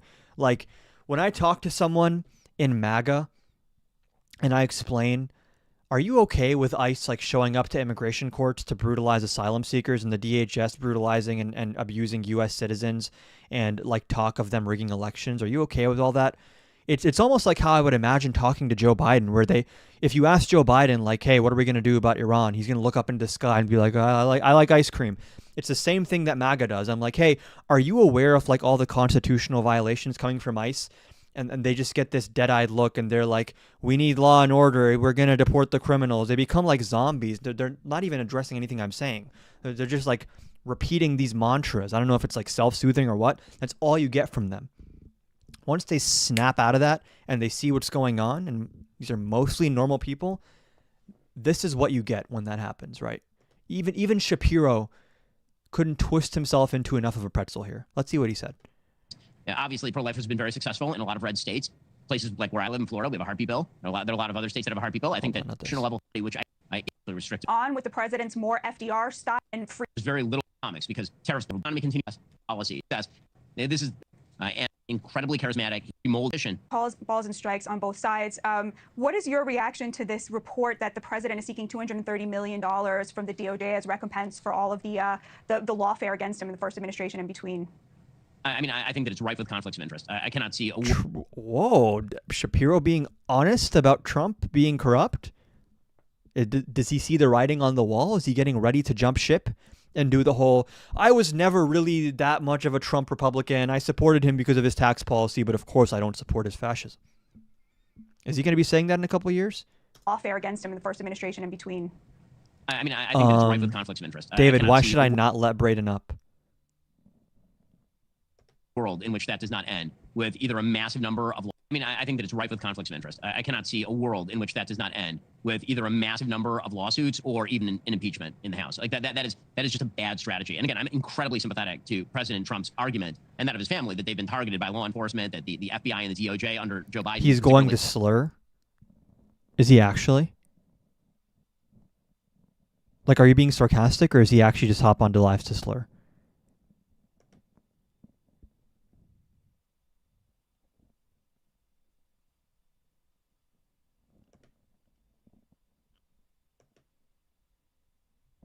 He's blocked. He's gone. He's out of here. He is blocked. Went after them in a myriad of horrifying ways, but to pretend that it's not a conflict of interest for the president to ask the DOJ that he appointed to maybe sign him a check for $230 million, even if it's going to go to charity, that obviously raises significant conflicts of interest that I think would be impossible to get around in any sort of legal context. Yeah, I totally Hold agree. on, wait, I skipped something. Number of lawsuits or even an impeachment in the House. Like that Whoa. That does not Wait, end what did he say? with either a massive number of lawsuits or even an impeachment in the House. Like that. He's saying that what Trump is doing with asking the DOJ for $230 million could warrant impeachment in the House from Republicans. This is him soft launching when he's going to jump ship. This is how it starts. Right? He's admitting that Trump is doing something that's worthy of impeachment. He still kind of couches his language, right? He doesn't outright say this is impeachment worthy. What does he say? Against him in the first administration and between. I mean, I think that it's rife with conflicts of interest. I cannot see a world in which that does not end with either a massive number of lawsuits or even an impeachment in the House. Like that. So he's predicting an impeachment from Republicans, which just say it with your chest, bro. Just admit that it's not great. It's impeachable, right? These people are going to have to be held accountable for gaslighting us and lying to us and saying we have Trump derangement syndrome and then coming around years later and admitting that he is an authoritarian, right? So now, I don't know where our friend, was his name Kevin? If he ran off, if he scurried off somewhere. But I know he was asking, hey, liberal, where's your proof they're not complying with court orders? Good question. I love these types of questions. Here we have a study from Ryan Goodman, which goes over a whole host of Trump cases that the DOJ is handling. As of now, and he actually is charitable towards Trump, where he describes three categories of cases. One is where they don't comply with courts. One is where they lie to courts. And one is where they're just really stretching and trying to pull shit out of thin air that's not actually there, right? And he even goes out of his way to say there were cases where Trump didn't comply, but because the judge never said that they weren't complying, those cases aren't even included in this, right? So this study only includes those cases where judges explicitly said that this administration's DOJ is not complying with my orders. And according to this study, when first published on September 15th, this study had the following totals. Courts' concerns over non-compliance with judicial orders, 16 cases, now 20 cases. Courts' distrust of government information and representations, over 35 cases, now over 40 cases. Courts' findings of arbitrary and capricious administrative action, 52 cases, now 58 cases. And we have, I'm sure we can go through this study if someone wants to do that. But let's see, we got some debate requests. So,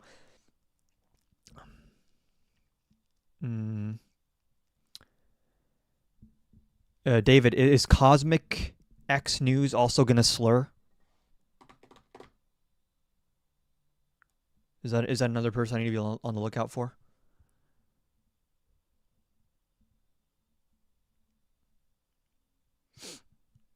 I haven't blocked. I don't remember why. Okay, that's good enough for me to say you're out of here, Cosmic. Okay, we have 3, I think, serious, but you have King, Palumbo, and Jim in the requests. Can each of you state in the chat what you want to debate? What's the topic you want to discuss?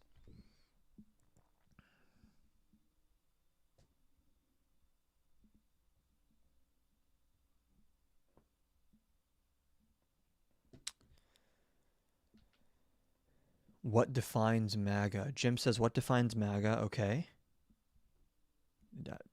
Kind of vague, but... Canvassed 132 houses. Gen Z for democracy. Damn, huge W for Starfire. That's awesome. Are we not going to get any statements from Palumbo and King in the chat on what exactly... I want to talk about Trump's presidential. His presidential what? If you read the description, DYK, it is debates and news. I am doing debates now, so if you want to debate me, I know you're in the request. You can let me know what is it that you wanted to discuss. What did you want to debate? Presidency. King, do you support Trump? Whoa, whoa, whoa, whoa. Why is my chat tweaking out?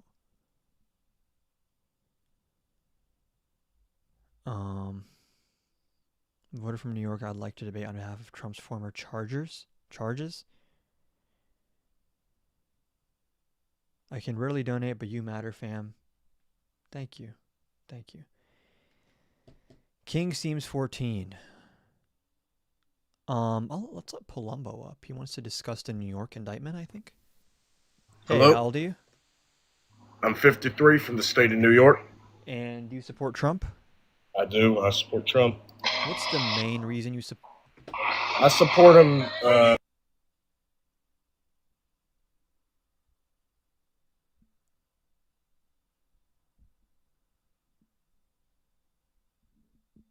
Hello? YouTube didn't see that, thankfully.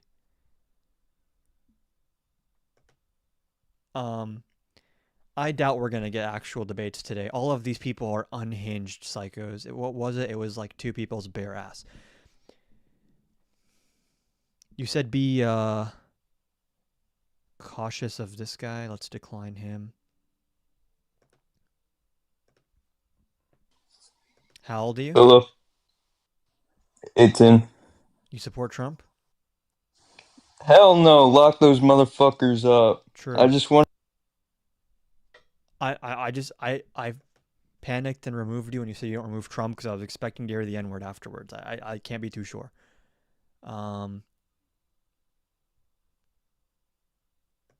Carolina? Right, Goose, this nigga, you nigga, right, Goose, this nigga, you nigga, nigga.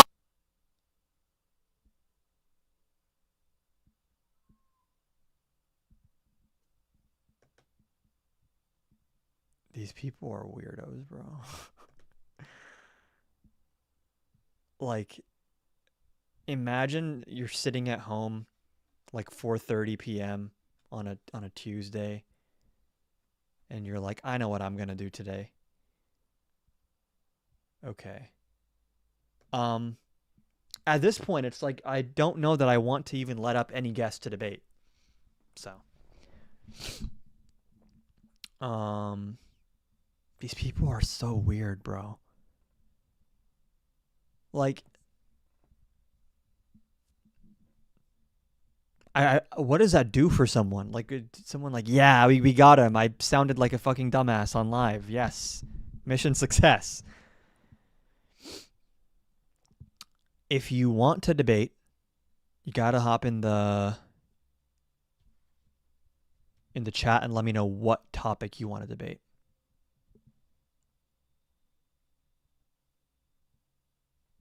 And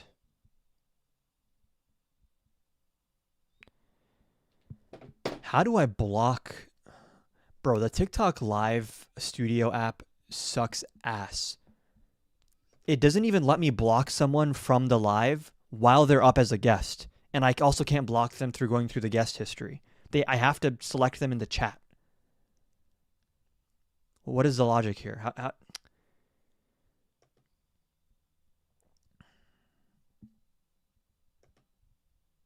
Can we debate?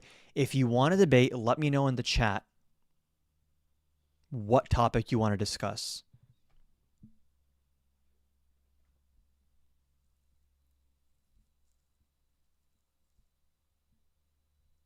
I'm noticing maybe they hop on here to say the N-word because they're like scared of the who's blocked too.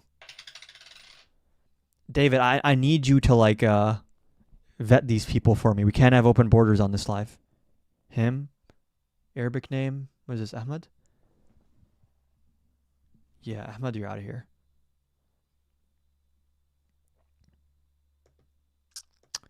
Bye-bye, you're blocked.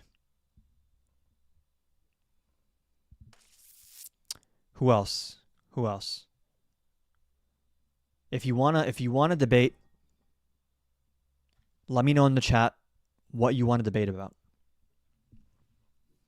And then David will let me know if you're blocked on his account.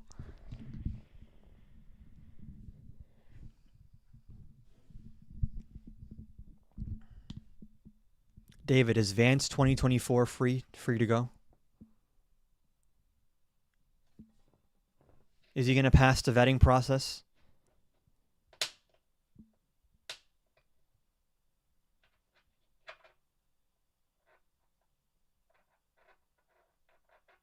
Okay.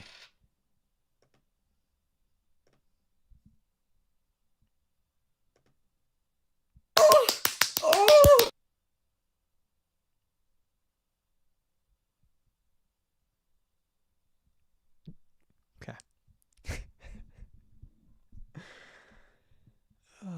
To everyone saying, why aren't we doing debates? Ask these people. Yeah, I don't trust any of these other 4 people in the guest requests. I don't. I almost can guarantee that none of these people have actual, like, more than 2 functioning brain cells. And I feel like their vocabulary is going to be limited to, like, the N-word and moaning.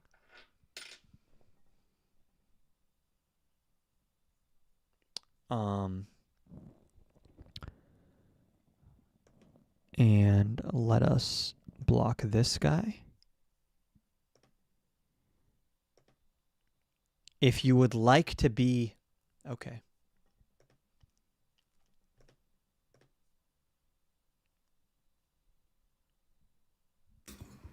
How old are you? Okay. Bye.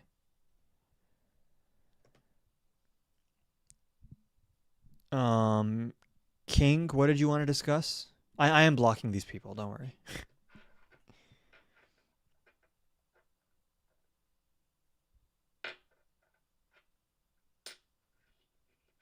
Trump, that's a little bit vague.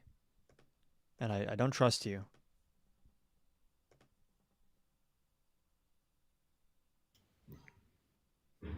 How old are you? I'm 19. You support Trump? Yeah, I support Trump. Are you about to say the N-word or start moaning? No. Why do you support Trump? Because I think he has like really good policies and he's been doing a great job in office. I can tell you some of his policies that I like. Yeah, what do you like from him? Well, especially his immigration policies where he said, well, not really said, but where he stated that we need to like deport all the illegal Jews and niggers having sex. I knew it. I knew it. I knew it. You're out of here. Okay. Awesome. When MAGA sends its people, they're not sending their best. They're idiots, they're assholes, and some I assume are good people. Joshy, state now your reason in the chat for wanting to hop on the live.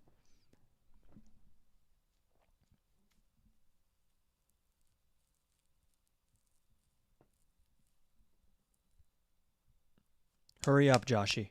Let us know in the chat why you want to debate, or you're getting kicked from the pool, from the requests.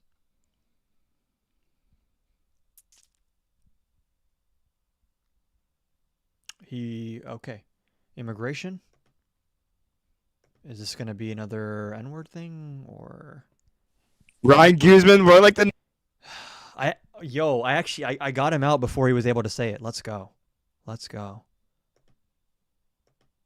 Loser. At this point, let's just get it over with. If this guy is also something, let's Nigger, choo. yeah. Yep. Okay. Okay. Great.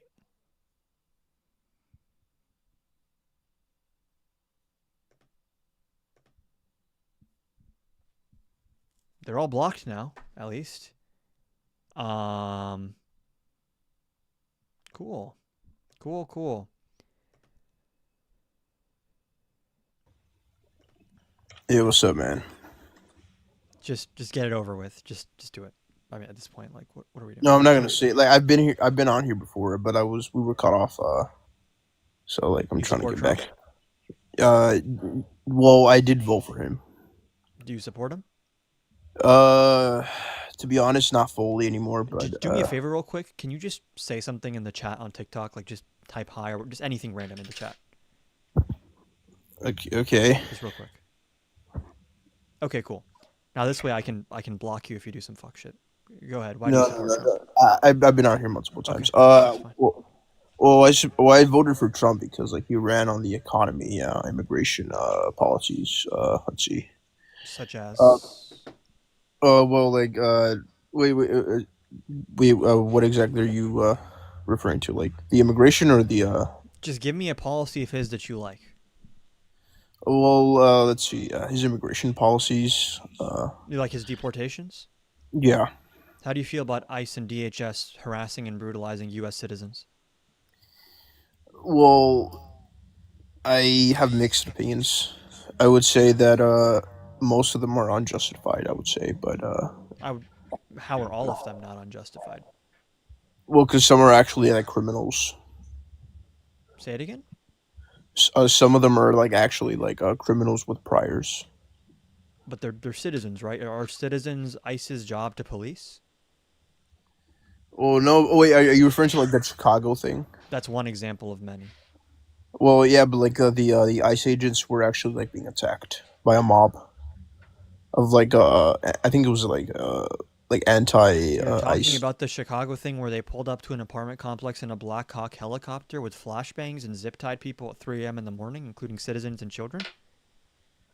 I mean, yeah, but like it was in a neighborhood with like such high crime. Like these people were like probably up to no good. The little kids who were citizens were up to no good? Well, I have no comment on the kids, but like I'm saying, What like about the their reason why families they who were there. citizens? Well, they were not deported, right? They were traumatized. Their doors were kicked down with flashbangs in the middle of the night after DHS pulled up in a helicopter. Blocking mentions Ryan Guzman. Who the hell is that? I don't know. Continue what you're saying. So yeah, I mean, but like I said, I mean, I don't fully agree with everything Trump is doing now at this point. I understand that, but like, isn't it kind of crossing a line when you start pulling up in military gear to harass U.S. citizens, including their children and their families? Isn't that kind of like, oh, this is too much, maybe? Yeah, sure. I guess. Doesn't that maybe disqualify someone from ever being president? I wouldn't go as to say that, but I'm sure there's something the president could do that you would say is disqualifying, right? Like if the president nuked Chicago, I'm sure you'd say, hey, man. This guy oh, can't absolutely, be- Right. yeah. So then where do you draw the line? If the line isn't that we are harassing and brutalizing U.S. citizens, what is the line? Yeah.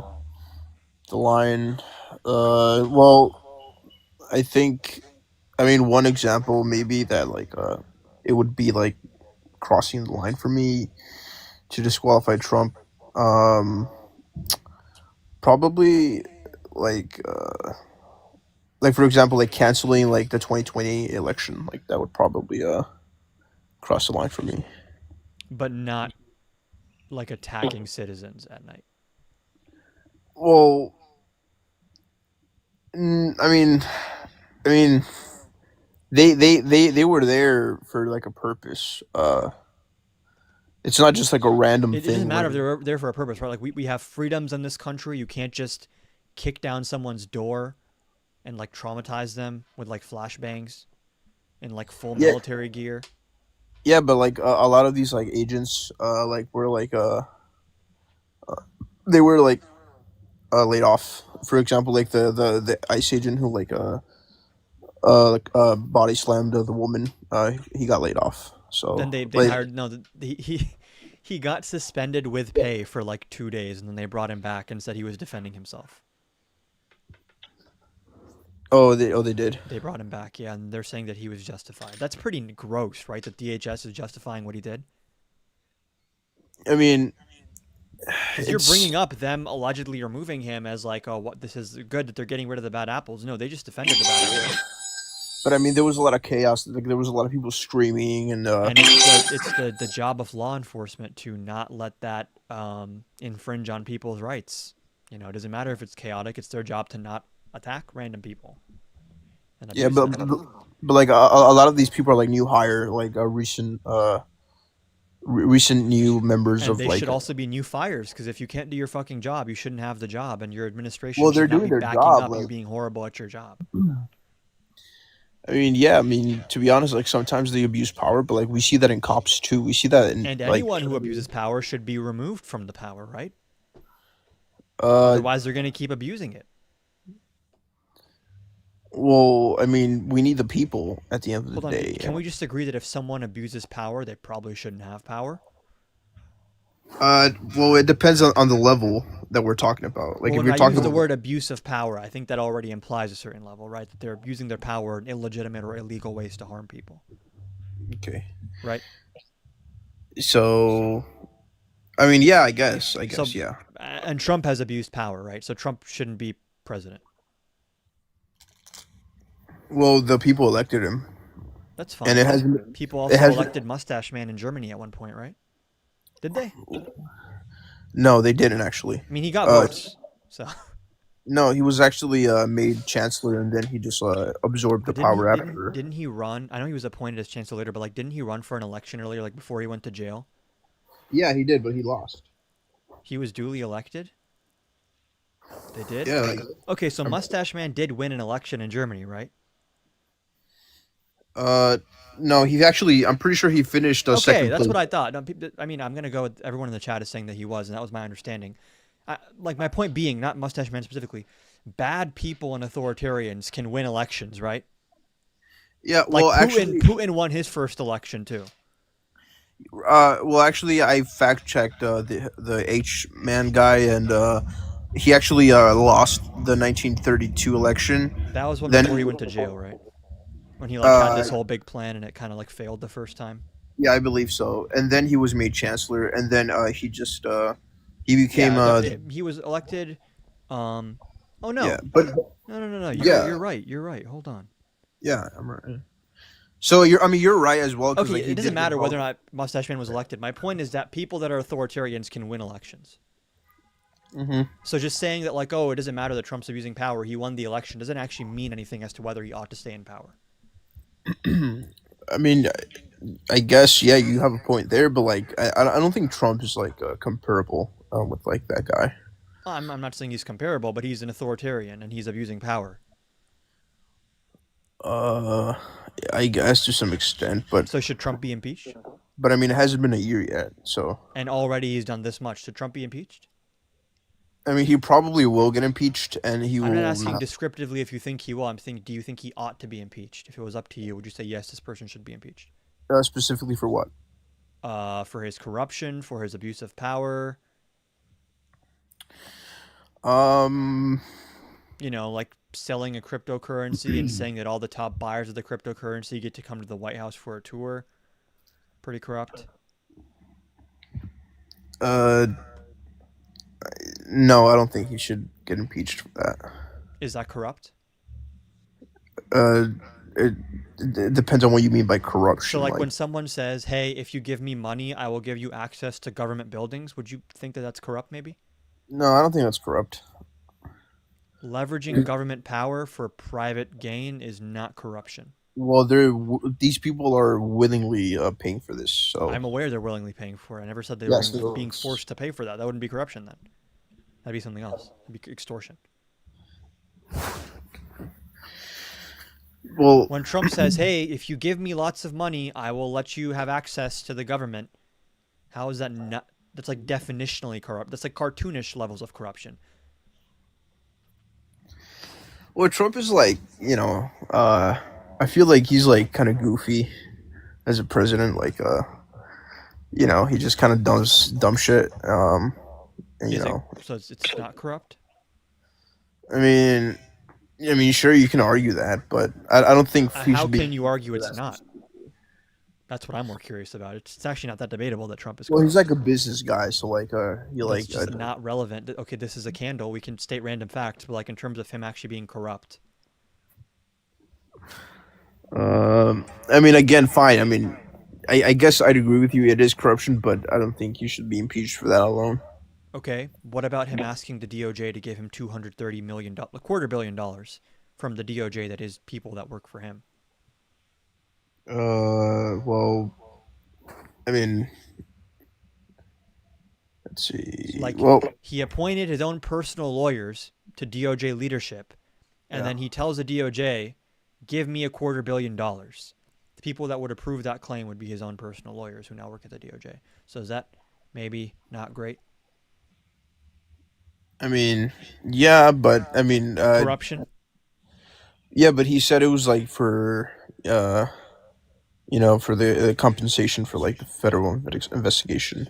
Okay, is it corrupt? Well, I'm not a fan of it. Because But you understand that the people that would decide whether or not he gets the money are like some of the same people that were defending him in those criminal cases. Is that not like a massive conflict of interest? Eric, I'd love for you to hop in the request, by the way. Yeah, go ahead. Yeah, sure. Okay, so, but still not enough to impeach him. I mean, again, like, you can make a fair case, and like I said, he probably will be impeached regardless. The thing is, I'm debating you, right? So, like, my goal here is to get you to admit that he should be impeached. Okay, I mean, yeah, I guess, yeah, He should be.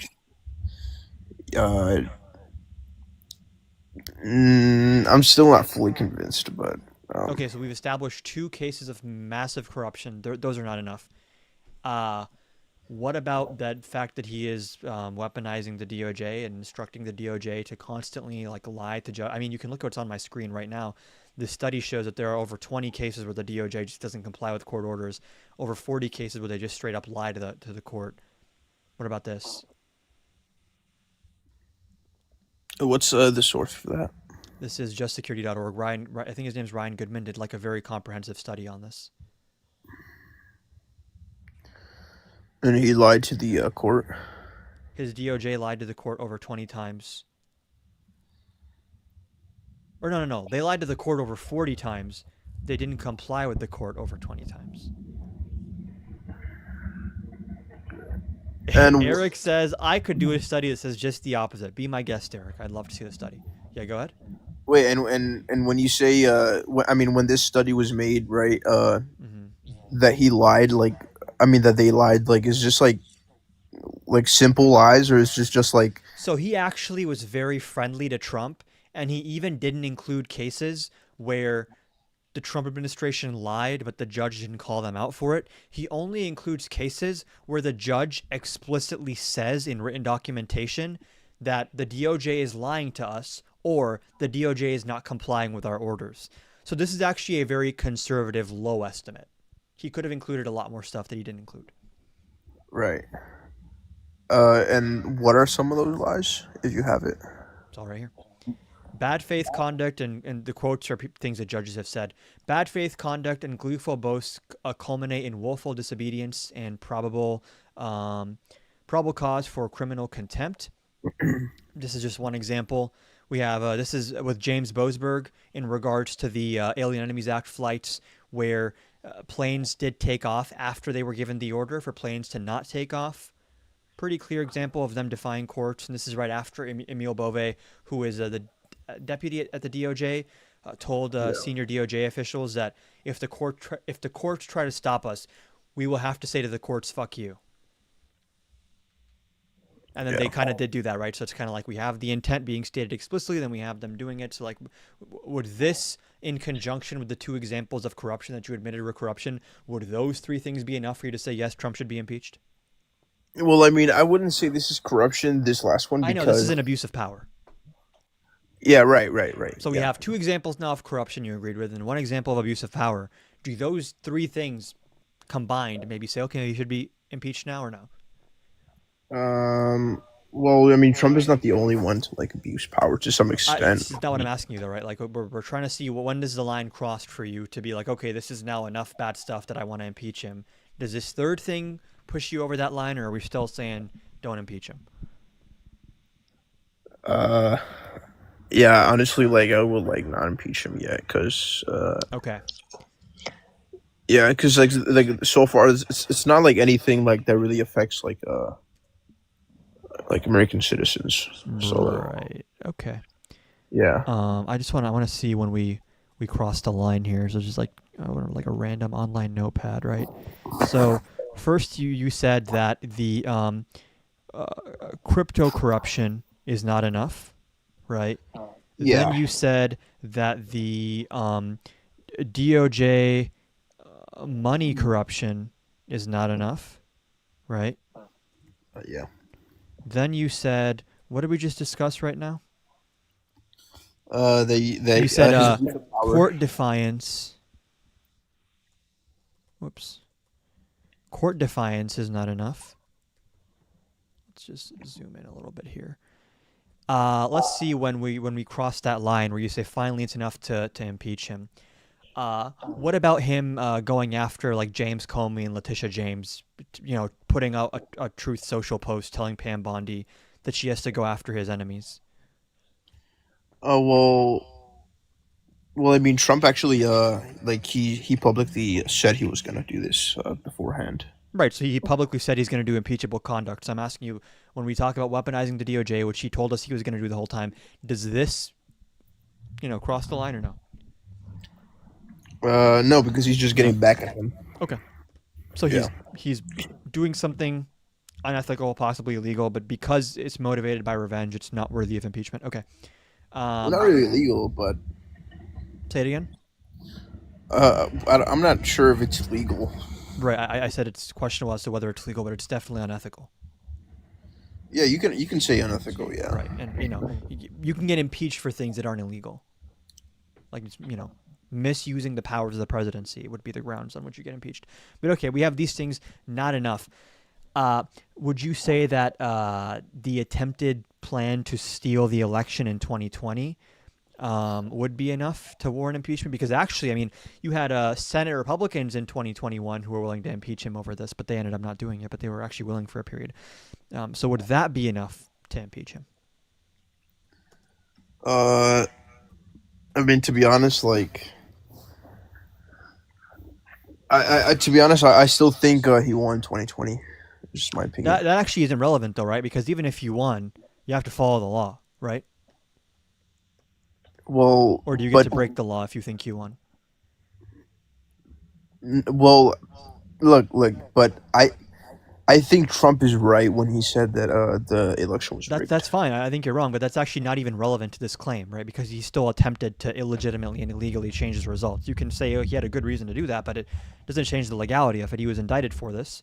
So is the attempted coup enough, or do you think no, because I think he really won, this is not enough either? Well, I mean, I personally understand Trump and his actions I'm just asking, like, does this cross the line for impeachment or no? No, because it was stolen. That's fine. We can just move on. So when the Trump administration goes after the First Amendment of Palestinian protesters, are you talking about the college kids? Yeah, and actually a Reagan-appointed judge ruled that the Trump administration was I suppose right, was purposefully chilling people's protected speech. Like they purposefully targeted speech that is covered by the First Amendment, and they wanted to strike fear into pro-Palestinian protesters. This was adjudicated by a Reagan-appointed judge. Does this cross the line for you? A adjudicated case of the Trump admin violating free speech? Or is this also not enough? Well, I mean, he arrested specifically some people who were like anti-American. You No, so have like this actually went to court. Muhammad Kali. This actually went to court, and a Reagan-appointed judge said the Trump administration specifically targeted pro-Palestinian protesters and started detaining them, and the reason they did that is to strike fear into others, to silence them. Right. So this is a Reagan-appointed judge saying this. Now, is that enough for you to say maybe we should impeach Trump or no? To be honest, no. Okay. Yeah. Now, what about the gutting of USAID? Like, you know what PEPFAR is or no? The what? PEPFAR. There's like USAID was helping us fight things like tuberculosis and malaria and HIV in places like Africa, and they were funding vaccines and checkups for people. And it's predicted that 14 million people will die in Africa by 2030 because of these cuts to PEPFAR. Does that factor in? Well, I mean, Trump, Trump went after them because of like he said, there was like wasteful spending, causing a lot of money to be wasted. But do you think it's wasteful spending to prevent 14 million people from dying? Is that the wasteful part? Well, I mean,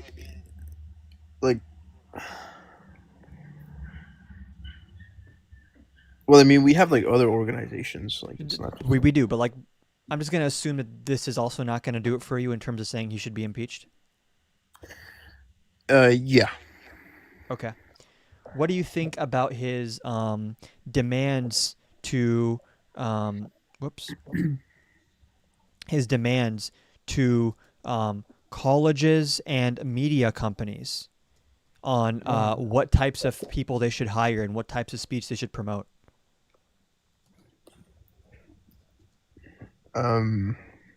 Whether it's the FCC chair talking about he wants Jimmy Kimmel fired, whether it's Trump admin sending a letter to Harvard saying we have to like audit the ideological leanings of the people you hire and the courses you teach, would that be enough for you to say this is impeachment worthy, or no? No, because he's just he's not like forcing anything legally. So when you have Trump hiding the Epstein files, is that enough for you? Well, I mean, I personally believe that the Epstein list should be released, But is this, we're trying to see when does this pile up enough where you say, okay, I think Trump should be impeached. Would hiding the Epstein files push you over that line and say, yes, you should be impeached, or no? Well, I feel like it should, it's going to be released probably. Sure, that's a different question though. Like, but all of, you see the list on the screen, this list together, is this grounds yet for you to say confidently Donald Trump should be impeached, or you're still not convinced? Well, with the list, I mean, if I'll say this, if by the end of his presidency, if he doesn't release it, then sure. yeah, But I'm saying as of now, right? Like, if you could go tomorrow, talk to Republicans in the Senate and House, and say, either I think Trump should be impeached or shouldn't be impeached. If you're making that decision based on the list on the screen right now, would you say he should be impeached or shouldn't be impeached? And you can be honest. We can keep going for however long. Yeah, as of today, let's see. To be honest, like, no, because it hasn't been. Yeah, as of okay. now. So when we talk about the Signal chat, which leaked war plans, strikes on the Houthis, would this list all so far, would this be enough for you to say, okay, you know what, time to impeach Trump, or you think we're still not there? Well, I don't think that should impeach Trump, to be honest. Okay, that's fine. What do you think about his public health apparatus, basically like firing researchers and changing their data. So you have like nutrition researchers like Kevin Hall who had their results for their studies changed, people being pressured out if they don't support RFK Jr.'s like anti-vax pseudoscience stuff. When you take that into account, though, he's kind of like gutting our hard sciences and the ability for publicly funded research to take place. I know people that work in research and they're like, yeah, our funding is like all drying up thanks to Trump. Does that being added to the list do anything for you or not really? Well, I mean, I know he removed like a couple of like data from the HHS, but like it was stuff like we already know. So like No, but it HIV. was also like there were people like Kevin Hall, who's a nutrition scientist, and a media company reached out to ask him about some research he was doing on processed foods, and RFK Jr.'s administration actually changed his answers to the media because they wanted his answers to be more in alignment with RFK Jr.'s opinions, right? So you have researchers' words being changed and their data being edited. So, taking this list into account, would you say, okay, now we've crossed the line, now it's time to impeach Trump, or you think not yet? I mean, again, like these are definitely things like I'm not a fan of, but like Sure, I but don't think I'm asking specifically about impeachment, right? Have we crossed Yeah, I the don't line think for this is- impeachment I yet? don't think this is enough to remove a president. No. Okay. What do you think about him trying to federalize the National Guard against the consent of the governor?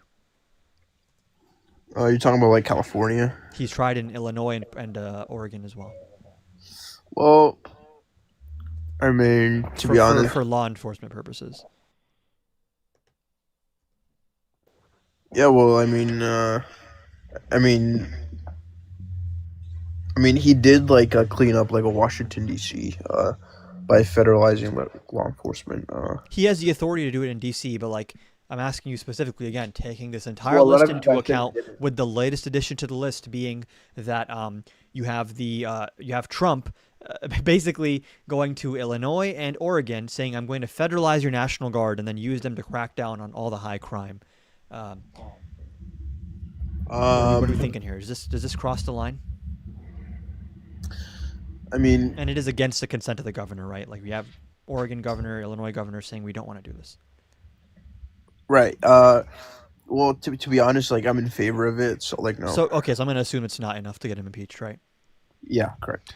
So when we say that Trump is threatening to have blue governors arrested, such as Gavin Newsom and J.B. Pritzker, is that enough? Well, these governors are not complying with like Trump So that's also not enough. with the laws. Just want to clarify, right? Yeah, no. Okay. What about the Trump administration passing NSPM 7? Do you know what that is? The what? NSPM 7.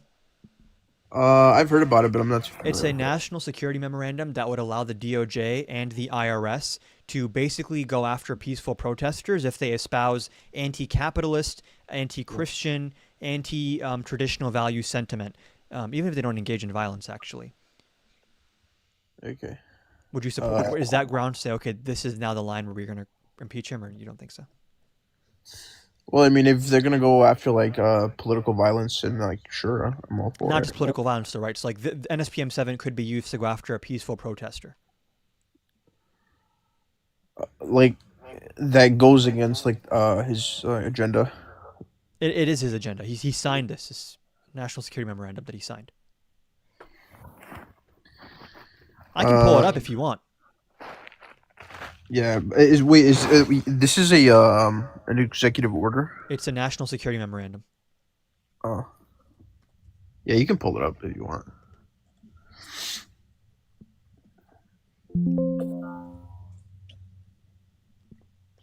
So, the Joint Anti-Terrorism Task Force, right, can investigate institutional and individual funders and officers and employees of organizations that are responsible for, sponsor, and this is pretty vague here, or otherwise aid and abet the principal actors engaging in criminal conduct described in subsections A and B. So notice how they're not saying people can be investigated if they help someone commit a crime. They're saying people can be investigated if they help a person who later happens to commit a crime, right? So if a violent protester at a left-leaning protest is wearing an AOC t-shirt, this national security memorandum would allow the Joint Anti-Terrorism Task Force to investigate whoever printed the AOC t-shirt and whoever else was at the protest. Maybe if someone gave this person a ride to the protest, they would be otherwise aiding and abetting the principal actor engaging in criminal conduct. So you can see how this is very going to be enough, you think, on this list for you to say, okay, time to impeach Trump, or you're still not convinced? Well, it could be used for that purpose, but I don't think it's going to be used for that. Well, Stephen Miller has said he wants to use it for that, right, on Fox News, when he said the Democratic Party is not a political party, it's a domestic extremist organization. Yeah, but and you actually had like Nick Fuentes on Tucker Carlson yesterday talking about this is what the administration should do, and Tucker Carlson was agreeing. Yeah, but like Nick Fuentes isn't like he's anti-Trump. Nick Fuentes and Tucker Carlson have a massive influence on the Trump agenda. I don't know if you were going to dispute that, but yeah, but like they consistently like criticize Trump. That is fine. The Trump administration still follows their lead on a lot of issues. Okay. So again, I'm going to assume NSPM 7 is not going to do it for you, right?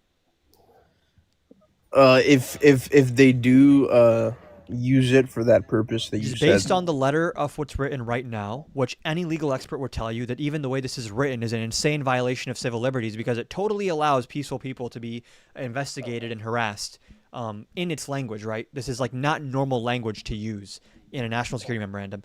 Is that enough or no? Nah. Okay. What about when we have Trump calling his political opponents the enemy from within and saying that the military should be deployed against them? That the military should be deployed against them? Yep. Well, he's not being serious. I don't think so. Why would you not think so?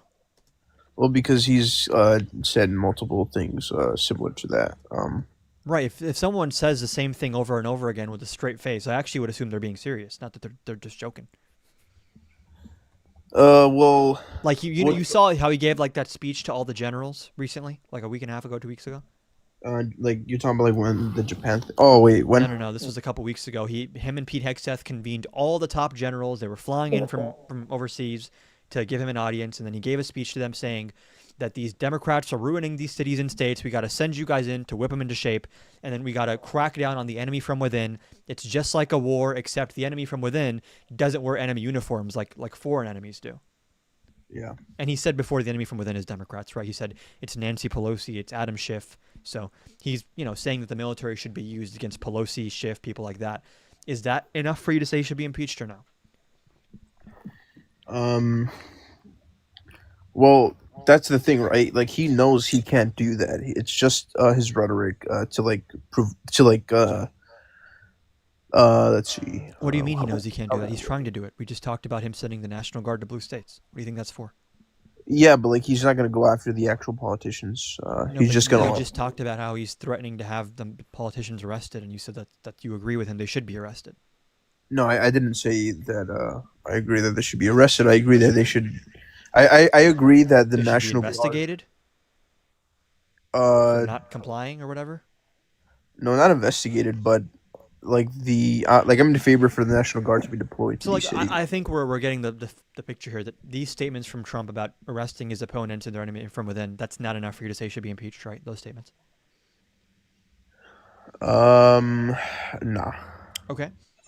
Yeah. What about him taking 100 FBI agents, or maybe, I don't know if it's 100, hundreds of FBI agents off of the field to go through and redact his name from the Epstein files? Yeah, can you pull the source for that, please?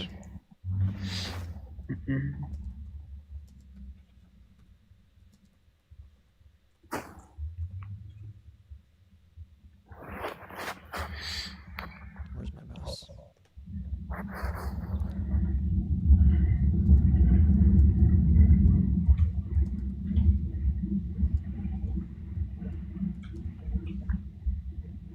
We have Bloomberg. We have NBC. I mean, this was everywhere.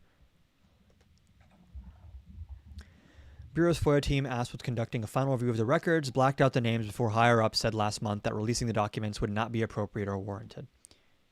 And this was, I believe, hundreds of FBI field agents. This was actually discussed at a congressional testimony as well. Okay. So, are we at the line yet, or no? And if not, you can be honest. I'm not gonna like scream at you or anything. Well, I mean, apparently that was like it was misleading, the claim. How is it misleading? Well, because like it wasn't for the Epstein list. It was. And what was like the evidence for that? FOIA request. And also, it was discussed under congressional testimony by politicians who actually are privy to this kind of information.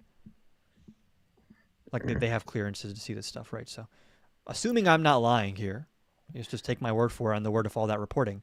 Does this, in conjunction with everything else on the list, say time to get him impeached or no? Yeah, well, I mean, I'd have to look into that, but if you are right, assuming you're right, I guess, yeah. That would be enough to get him impeached. Yeah, sure. I would say that. Okay. Wow, we made it. They were doubting you in the comments saying he'll never say it, but okay. So, after the crypto corruption, the DOJ money corruption, the court defiance, weaponizing the DOJ, 2020 attempted coup, First Amendment crackdown on pro-Palestinian people, 14 million who are going to die due to Doge cuts, demands to colleges and media on speech and hiring, hiding the Epstein files, the Signal chat leak with war plans, changing data and firing scientists, federalizing the National Guard against governors' consent, threatening to have blue governors arrested, NSPM 7, and calling his opponents the enemy from within, saying he was the military. When we add on to that he's taking the FBI off the field to redact his name, you're going to say, you know what? It is time to impeach him, right? Assuming that I'm telling the truth about that. Yeah. So if you assume I'm telling the truth about that, will you say here and now that he should be impeached? Again, I'm not sure if that's actually true. Assuming that it's true. Assuming that it's true, yeah, for sure. Okay, awesome. We did it. We did it, guys. I don't know if I can do another conversation after that.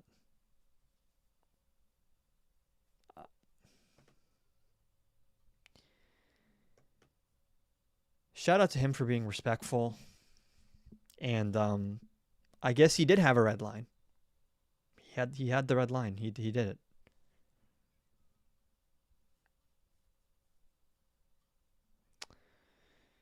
Someone give this man a True.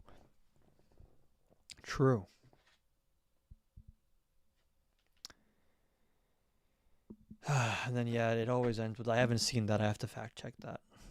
But, okay.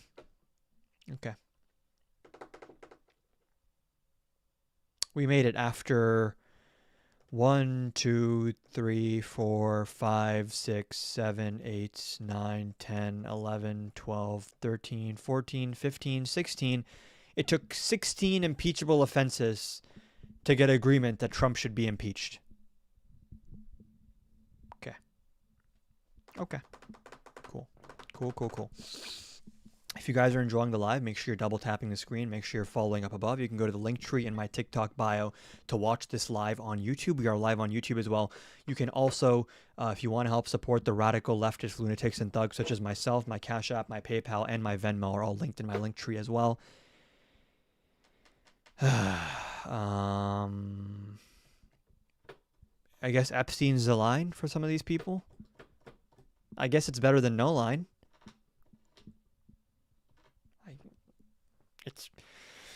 It's a little bit disappointing that authoritarianism and corruption aren't. Are we at 101K likes on TikTok? Holy shit! Nice. I don't know that I can do another debate after what I just went through, and I don't have any more requests, so that works out great.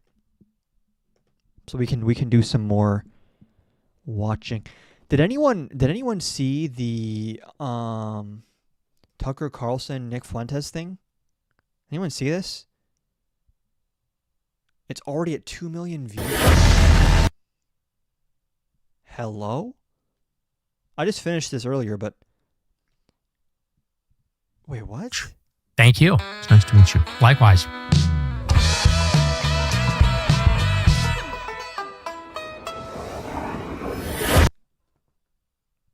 Wait, what? Why is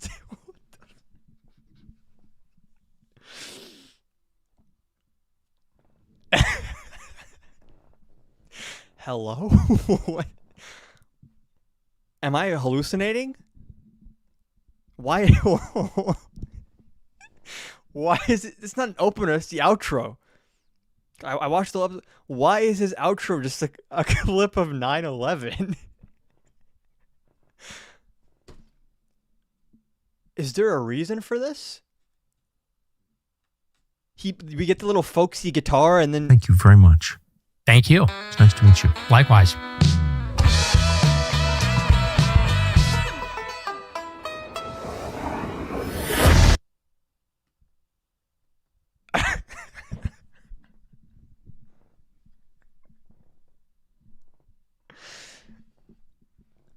That's so crazy. I'm not laughing at 9/11. I'm laughing at that. Like, why is a clip of 9/11 part of his outro?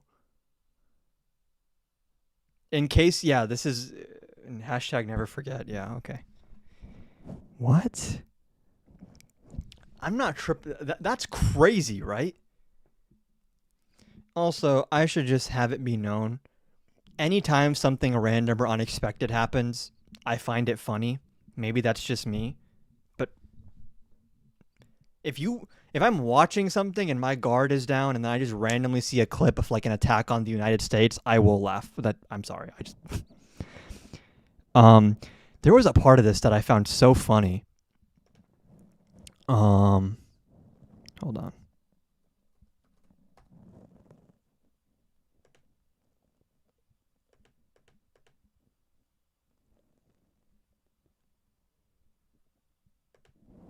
Called me tonight, which he would never do, though he has my cell, and said, you know, No, it's not this one.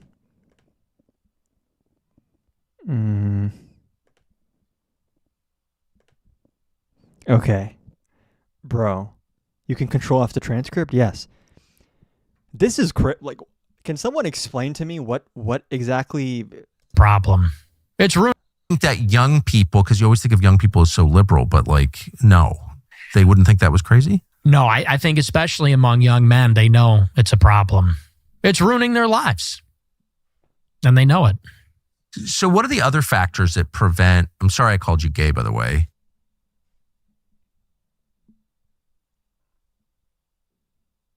I am so sorry for your loss, Yolanda Sims. That's very sad.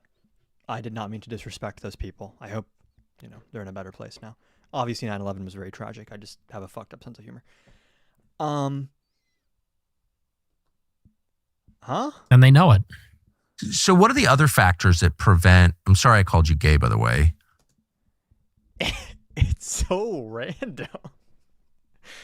Why are we playing jump cuts of 9/11 and just randomly, sorry I called you gay?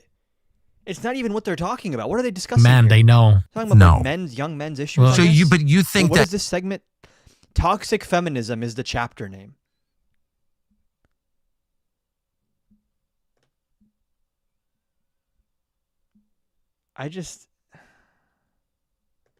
What is the right even about? Can someone explain? I don't understand.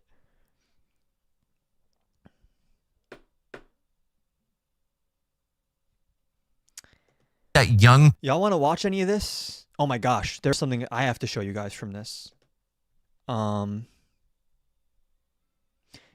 We are not doing debates for like, I don't know how, that conversation that I just had with that person, I can't do another debate right now after that. If you didn't see that, if you saw that, you'll understand why. What did he say? I think he said you have to crush them. Was that the word?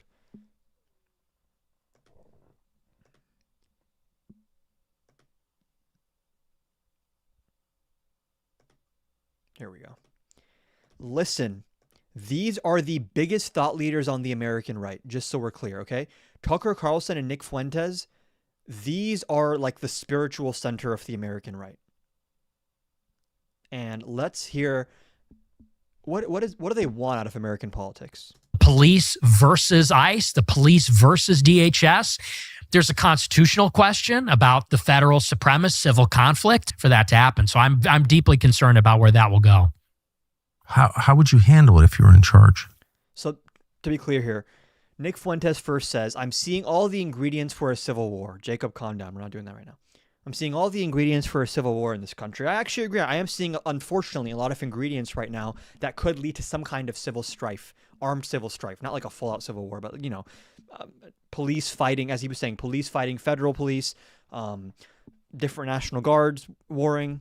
It's seems like it's possible now, a lot more than it was like a decade ago, right? So those ingredients are there. Now, what is the Nick Fuentes and Tucker Carlson solution to the rising tensions in this country? If you're the president, what do you do about that? I think maybe this is controversial, but they have to crush the other side. They have to, because you can do one of two things. You cannot challenge the left and let them do their thing, or you can utterly confront them and defeat them and remove hope from the equation. If you resist, you will be arrested. Like, this is an insurrection. There's 10 million people here illegally. We're getting them out. You're rioting. You're going to jail too. Like, it has to be crushed. But if you do anything less than that, if you do in the middle, all you're doing is antagonizing and feeding the other side. And if they think there's a chance they can win, they will get bolder and stronger and they'll start to rally.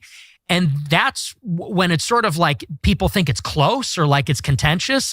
That's when it breathes. That's when oxygen is fed to this kind of fire. So if I were Trump, I would say screw 200 National Guard, like arrest the mayor of Chicago, like arrest the governor, shut it down, like make it clear, like Washington, bring in the troops and say the federal government is supreme. The immigration law is the law of the land. If you're not on board with that, you're going to jail. If you attack ICE or box them in with your car, you're going to jail for a long time. Anything less than that, you might as well just not even bark up that tree at all. So he's mad that Trump's not going hard enough. He's not arresting enough political opponents. He's not deploying enough troops. But this is what they want. They want to crush the left so bad that they have no hope left. And that if you dissent, you're getting arrested. You're going to jail for being a left wing. This is the intellectual leader of the right talking to another. Like these people shape the discourse and the thought. And I guess they just you might as well his plans for fascism. Just not even bark up that tree at all. Nick Fuentes, thank you very much. Thank you. It's nice to meet you. Likewise.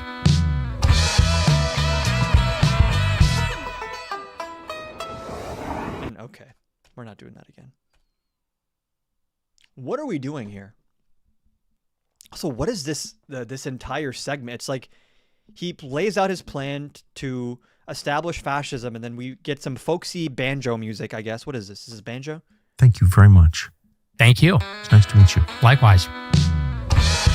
The little outro graphic, little banjo music after he describes in harrowing detail his plans for a fascist takeover. And then we just get a random clip of 9/11. Oh, is this like an ad for his little documentary? And it refers to a new 9/11 commission. So we spent months putting together our 9/11 documentary series. And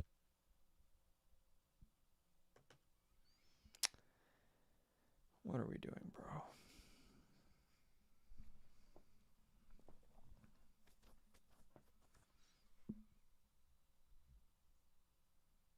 This is the gamut of the American right. On one end of the spectrum, you have Ben Shapiro telling us that because Biden gave a speech with a red background, Emperor Palpatine has arrived. And on the other end, you have Shapiro saying Trump should be Emperor Palpatine. That'd be awesome.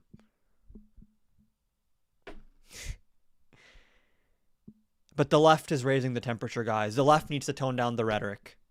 The left. It's all the left's fault. What are we doing, bro? Okay, well, we can watch a couple more videos, I guess. I'm probably going to hop off in a bit. Warning, heads up.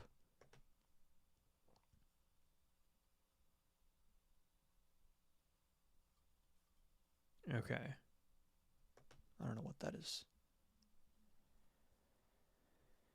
We got any requests? Anything people want to watch before I hop off for today?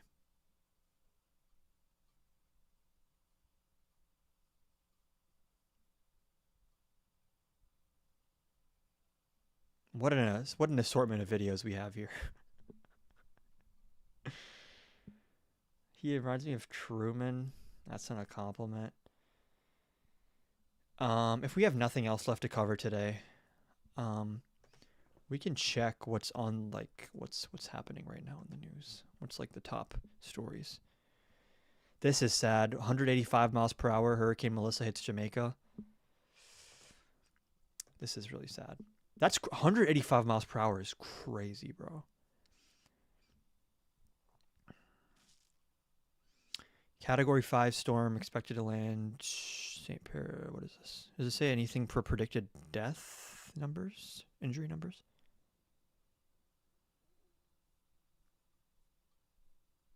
I hope people had enough time to flee or get out of the way, at least of the very serious parts of the storm. If only we could address climate change, but that's so far gone. It's like the bar now is like, hey, can we please not set the Constitution on fire, please? That's the bar now. We used to talk about multilateral climate agreements and expanding healthcare access, and now we talk about we're putting people in jail for being Democrats. Okay.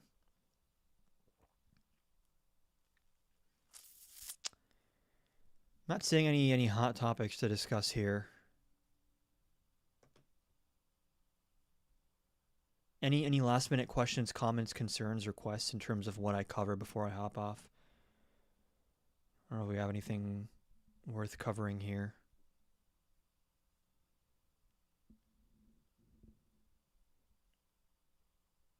Climate change is fake. Thank you, Diane, for sharing with us. When was that interview? Which interview? The Tucker Carlson, Nick Fuentes one was like last night, I think. Did Tom quit? Tom did not quit, bro. That eye poke was horrible. I think your live was spectacular. Thank you all for watching. Again, I'm going to have this full VOD available on YouTube, and then maybe I'll even clip up the VOD into smaller clips to upload on YouTube as well, or use it for TikTok. After shaking down CBS, ABC, Google, Meta, and Twitter, Donald Trump has a new target, and it is you and me and every other American taxpayer.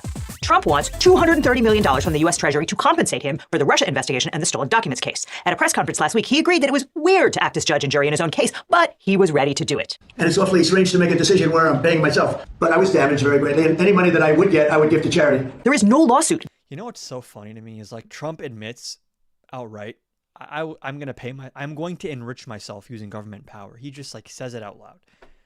But if you talk to his supporters, they will bend over backwards to like say Trump doesn't mean it that way. He's well-intentioned, or he doesn't know any better.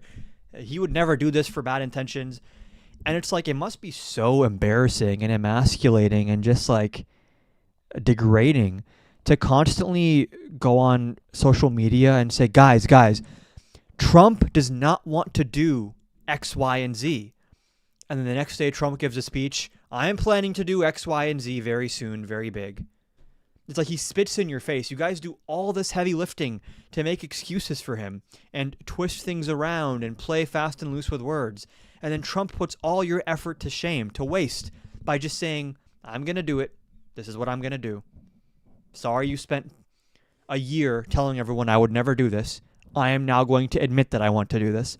That's so sad. That's so embarrassing that y'all are like putting in the work, getting in the trenches, defending Trump, and he doesn't even care. He's not thankful. He ends up saying the thing anyways that you probably don't want him to admit out loud because you kept saying he'd never say that. There never was. But is it legal for the president to pay himself hundreds of millions of dollars from the U.S. Treasury? And if it's not legal, is there anything that can stop it? Back in 2024, Trump's sweatiest lawyer, Daniel Epstein, went on Fox Business and announced that Trump planned to sue the government over the Florida documents case. And that's what President Trump believes the entire special counsel investigation was about.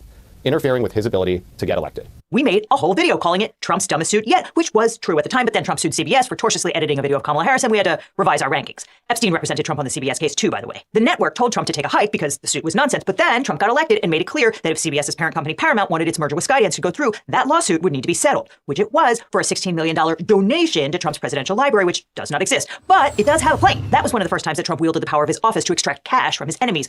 Trump having a presidential library is so oxymoronic. It's like a chicken owning a KFC. This guy doesn't read books. He doesn't even write his own books. I doubt he reads much. The way they have to give him his briefings is like they have to do the fucking hokey pokey and turn around and wear like colorful masks and shit and tell him, oh, sir, you're so pretty, you're so great, you're so awesome. And then maybe he'll retain 5% of what's in the information briefing. This guy does not read. Why is he opening a library? But it wasn't the last. As we said last year, Epstein did not file a lawsuit. What he filed was a standard Form 95 demanding compensation under the Federal Tort Claims Act. The FTCA, or FATSA to its friends, is an exception to the rule of sovereign immunity that says you can't sue the government. Sovereign immunity is left over from the time when we had absolute monarchy. Did y'all see? Hold on. I think I bookmarked this. Maybe I'm going to go through my Twitter bookmarks real quick before I hop off. I think I bookmarked this.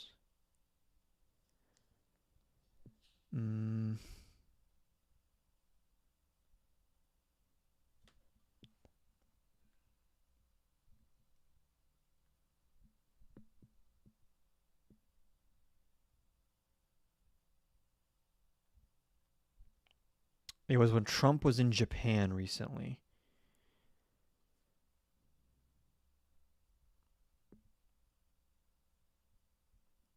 Has anyone seen this clip I'm referring to? Fuck, I know I either liked it or I reposted it or something. It's like he walks in. Does everyone remember that clip where Obama is like guiding Biden off the stage and the right went crazy? They're like, oh my God, Biden's brain stopped working. He was ready to drop dead. And Obama had to usher him off the stage because he didn't know where he was or which direction to go. Here it is. Here it is.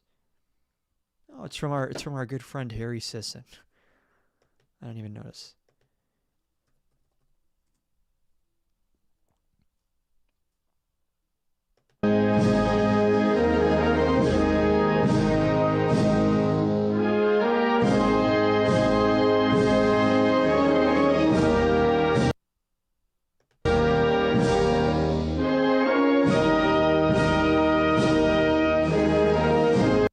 I don't even have to say what we'd be seeing from the right if this was Biden, right?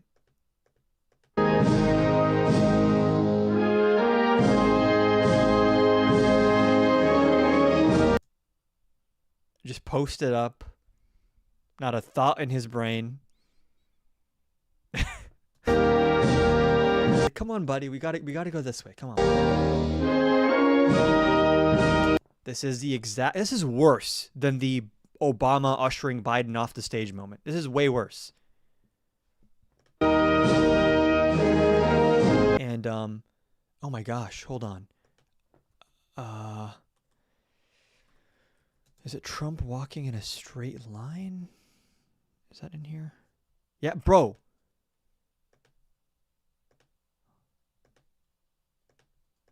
Anyone remember this when he went to see Putin? I don't know why it's sped up so much. I'm going to slow it down. Does any normal person walk like this?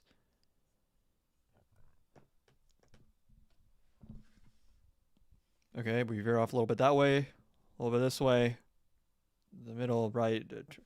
Like, bro can't even walk in a straight line.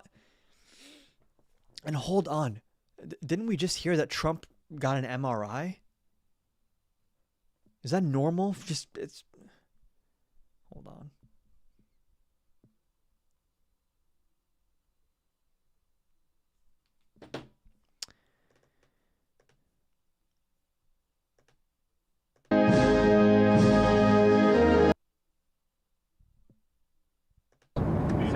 Walter Reed mentioned advanced medical imaging. Did you get an MRI? Can you tell us what that was? I did. I got an MRI. It was perfect. Yeah. I mean, I gave you the full results. We had an MRI, and in the machine, the whole thing, and it was perfect. Yeah. Did you say what in particular they were? You could ask the doctors. In fact, we have doctors traveling with us, but I think they gave you a very conclusive. Nobody has ever. This entire right-wing thing of like the shadow president, Biden is just a puppet, his brain is mashed potatoes, and the real people pulling the strings are the liberal deep state. That is literally what the Trump second term is. It is this man's brain rotting away as he just stumbles around, like looking which direction to go. Everyone loves me. We're getting big numbers. Like he's just mindlessly walking around like a zombie. And then Stephen Miller and Russ Vought are actually making the decisions. Exactly. Everything is a projection. Like this is literally what they accuse Biden of. And people say like, oh, Trump's more with it than Biden. Trump just has this energy. Okay, there are different types of cognitive decline, right? Biden's cognitive decline is like, you kind of just start withering away. You don't have much to say anymore. You're just kind of confused, just like, give me my ice cream. You just randomly trail off. Here's the thing, folks. You know, like, that's obviously cognitive decline. But acting like a deranged toddler who, like, never knows what's going on, just because Trump fills in the space with more words, like when Biden gets confused, he trails off, he starts whispering and looking into the distance. When Trump gets confused, he doubles down, he gets louder, he starts talking more. Is that better? Is that good? Like people think that, oh, just because Trump is like loud, I guess, and speaks with energy, that means he can't have mashed potatoes for brains. There's different types of cognitive decline, right? And like, if you ask me, like, if one of these people had to like drive you somewhere or like babysit your kid or something, I think I'm picking Biden over Trump. But Biden's like gonna go 60 on the freeway, maybe 55. Trump's gonna go 95 on the freeway, switching lanes with no indicator, trying to pull a U-turn onto a bridge while also diving into the, like, it's like, see, he's got more spunk, he's got more energy. He's crazy. That's a funny way of saying he's deranged and crazy. But you can try to frame it as like, oh, he has got that youthful spunk in him. No, this is like a person with a brain atrophy that was given like copious amounts of stimulants and then just like released into the White House. I guess that's really impressive. What else do we got in here?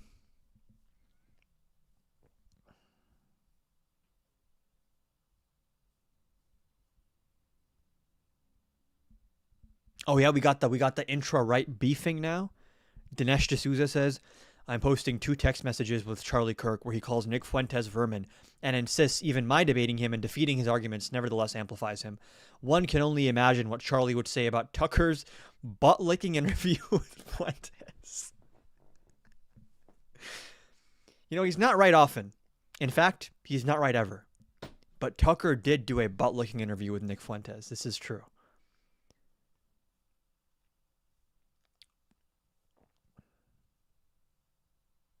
Written by the ABC's.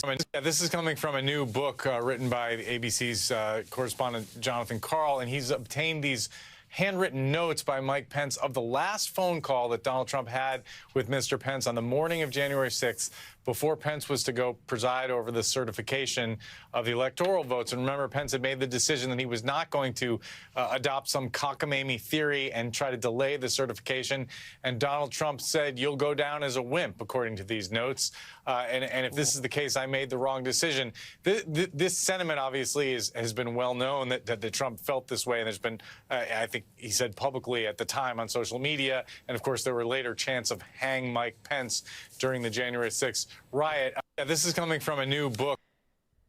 Totally normal stuff. Per 4 senior DHS and Trump admin sources, a mass removal of ICE leadership around the country is underway, with up to 12 ICE field office chiefs being removed and reassigned in an effort to increase deportation numbers. Nice. Long-ass tweet. Depth of corruption and self-dealing and self-enrichment by the Trump family during this term is something that we have never, ever seen in the United States. At no point in our republic have we seen anything like this. I mean, you had Jared Kushner took billions of dollars from the Saudis. You've got the president's family going out ahead of his official visits doing business across the region. You've got the meme coin, where foreigners are directly enriching the president and his family and his businesses. And some of them are being quite open. Some of the folks buying this coin are being quite open that they're doing it in order to curry favor or to gain influence. And the president is selling private dinners and White House tours to people who invest in his family businesses, not to mention the airplane, which is...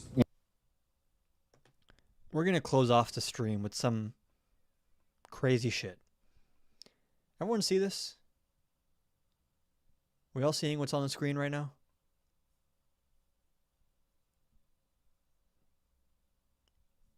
Not even a year in to Trump's second term. Per court filing, a federal immigration agent pointed a gun at a U.S. citizen protesting him and told him, "Bang, bang, you're dead, liberal." Can the left please tone down the rhetoric in this country? I hate when the left doesn't tone down the rhetoric. They should be more like the right.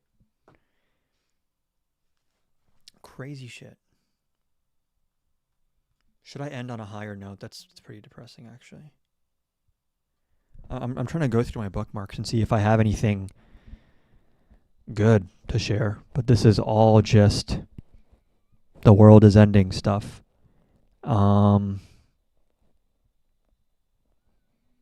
We have here allegations of more courts being defied. We have here Matt Walsh being racist to Mehdi Hassan. We have here people during a mass unaliving event. Pretty bad stuff going on. We have a poll from...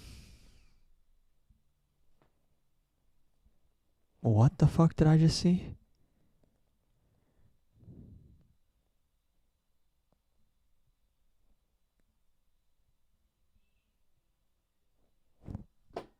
This is interesting.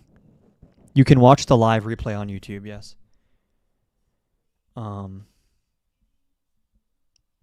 What a crazy world we live in. 2008 presidential election poll. Rudy Four Seasons Giuliani, Four Seasons Landscaping, 47%, Barack Obama 40%. Now, only on one condition while I end this live. Does everyone watching here know what Four Seasons Landscaping is? And if not, I'm going to...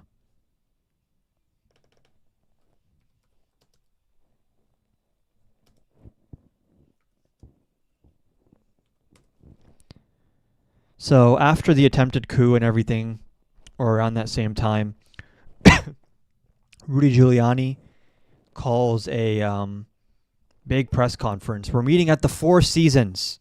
The Four Seasons. I think he might have mixed up the navigation. I don't know what happened here. We all knew what Donald Trump and his cronies would do if they lost. They would claim the election was actually stolen. They've been saying this for months. And of course, that's exactly what they are doing. But the way they've been doing it is even more perfectly in line with their MO than anything you could have conceived or dreamed of. This is the defiant photo tweeted yesterday by the Trump campaign communications director, showing headquarters plastered with old copies of an old Washington Times front page declaring President Gore as, quote, a reminder the media doesn't select the president. Now, they probably should have known this was a fake by the different fonts in that headline, or the sidebar story about George W. Bush avenging his father, or, and this is really my favorite, the photo of Al Gore being sworn in on the day after the election. Doesn't really work that way. And of course, there was this incident on Saturday morning. You may have heard about it. The election had not yet been called when the president tweeted, "Lawyers press conference at Four Seasons, Philadelphia, 11 a.m. A few minutes later, he followed that up with a clarification, Four Seasons Landscaping. 2 minutes after that, he deleted the first tweet and started over, quote, big press conference today in Philadelphia at Four Seasons, Total Landscaping. Oh, that Four Seasons, of course. He means Four Seasons Total Landscaping, located just down the block from Fantasy Island Adult Books and Video Store and across the street from the Delaware Valley Cremation Center in far north Philly. Now, there is, of course, a mystery that hangs over all this, which is how... This is so embarrassing that he's president. Even putting aside all the authoritarianism and corruption and abuses of power, it's so embarrassing now to be like, oh yeah, I'm from America, sorry. Like, when I talk to my relatives in other countries, they're like, your country's really going to shit, huh? I'm Like, yeah. It's embarrassing. This guy's a fucking the press conference dumbass. came Like, from the first tweet he called when the president tweeted, "Lawyers press conference at Four Seasons, Philadelphia, 11 a.m." A few minutes later, he followed it up with a clarification, "Four Seasons landscaping." 2 minutes after that, he deleted the first tweet and started over, quote, "Big press conference today in Philadelphia at Four Seasons, total landscaping." this guy's a child. He can't even spell. He doesn't know where he is half the time. Oh, God.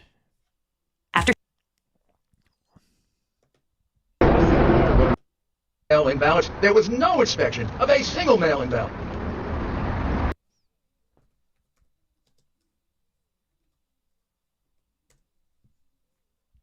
And this is what happened on that day at Four Seasons. Giuliani began to melt. The fire of hell was burning so hot that it actually reached him in this life.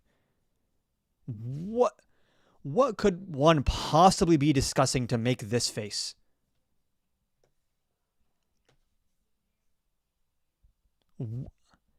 These people are like unhinged jokes of human beings. It's like they're evil, but they're also stupid, but they're also pathetic, and they also don't even have, like, people say, oh, Trump has aura. No, the fuck he doesn't, bro.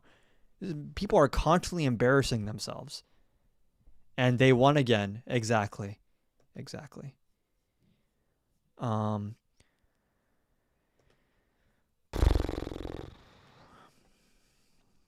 Okay. I think we might be hopping off here soon now.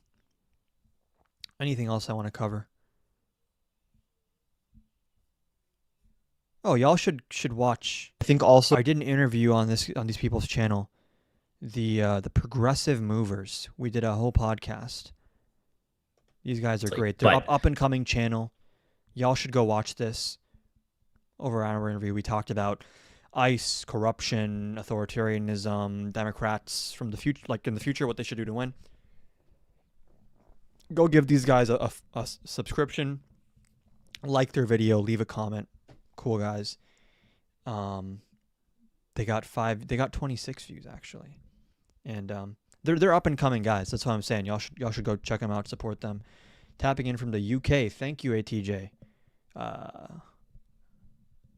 What time is it in the UK? Probably late. And then what else was I gonna say? I think I had something else I was gonna say. Oh yes. Y'all need to download Gabble, okay?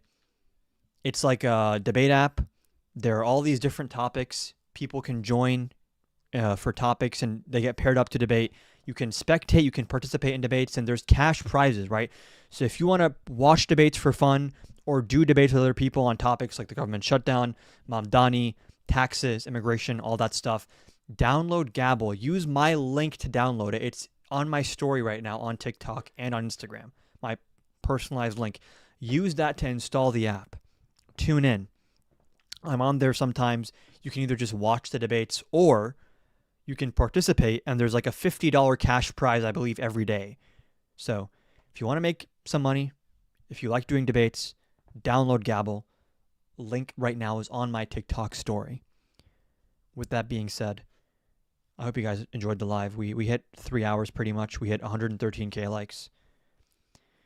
We got the first proper live on YouTube today. And no technical difficulties today, which, knock on wood, hopefully that happens again. Before I hop off, if you guys aren't already following, make sure you follow up above. If you aren't already in the Discord, make sure you go to the link tree in my bio for my profile, and the Discord should be the first link on there. Any last minute questions, comments, concerns, suggestions in the chat before I hop off?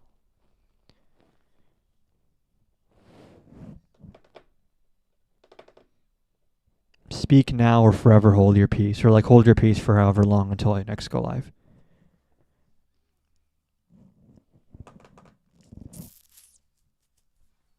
Nothing on YouTube chat. Nothing on TikTok chat. Okay.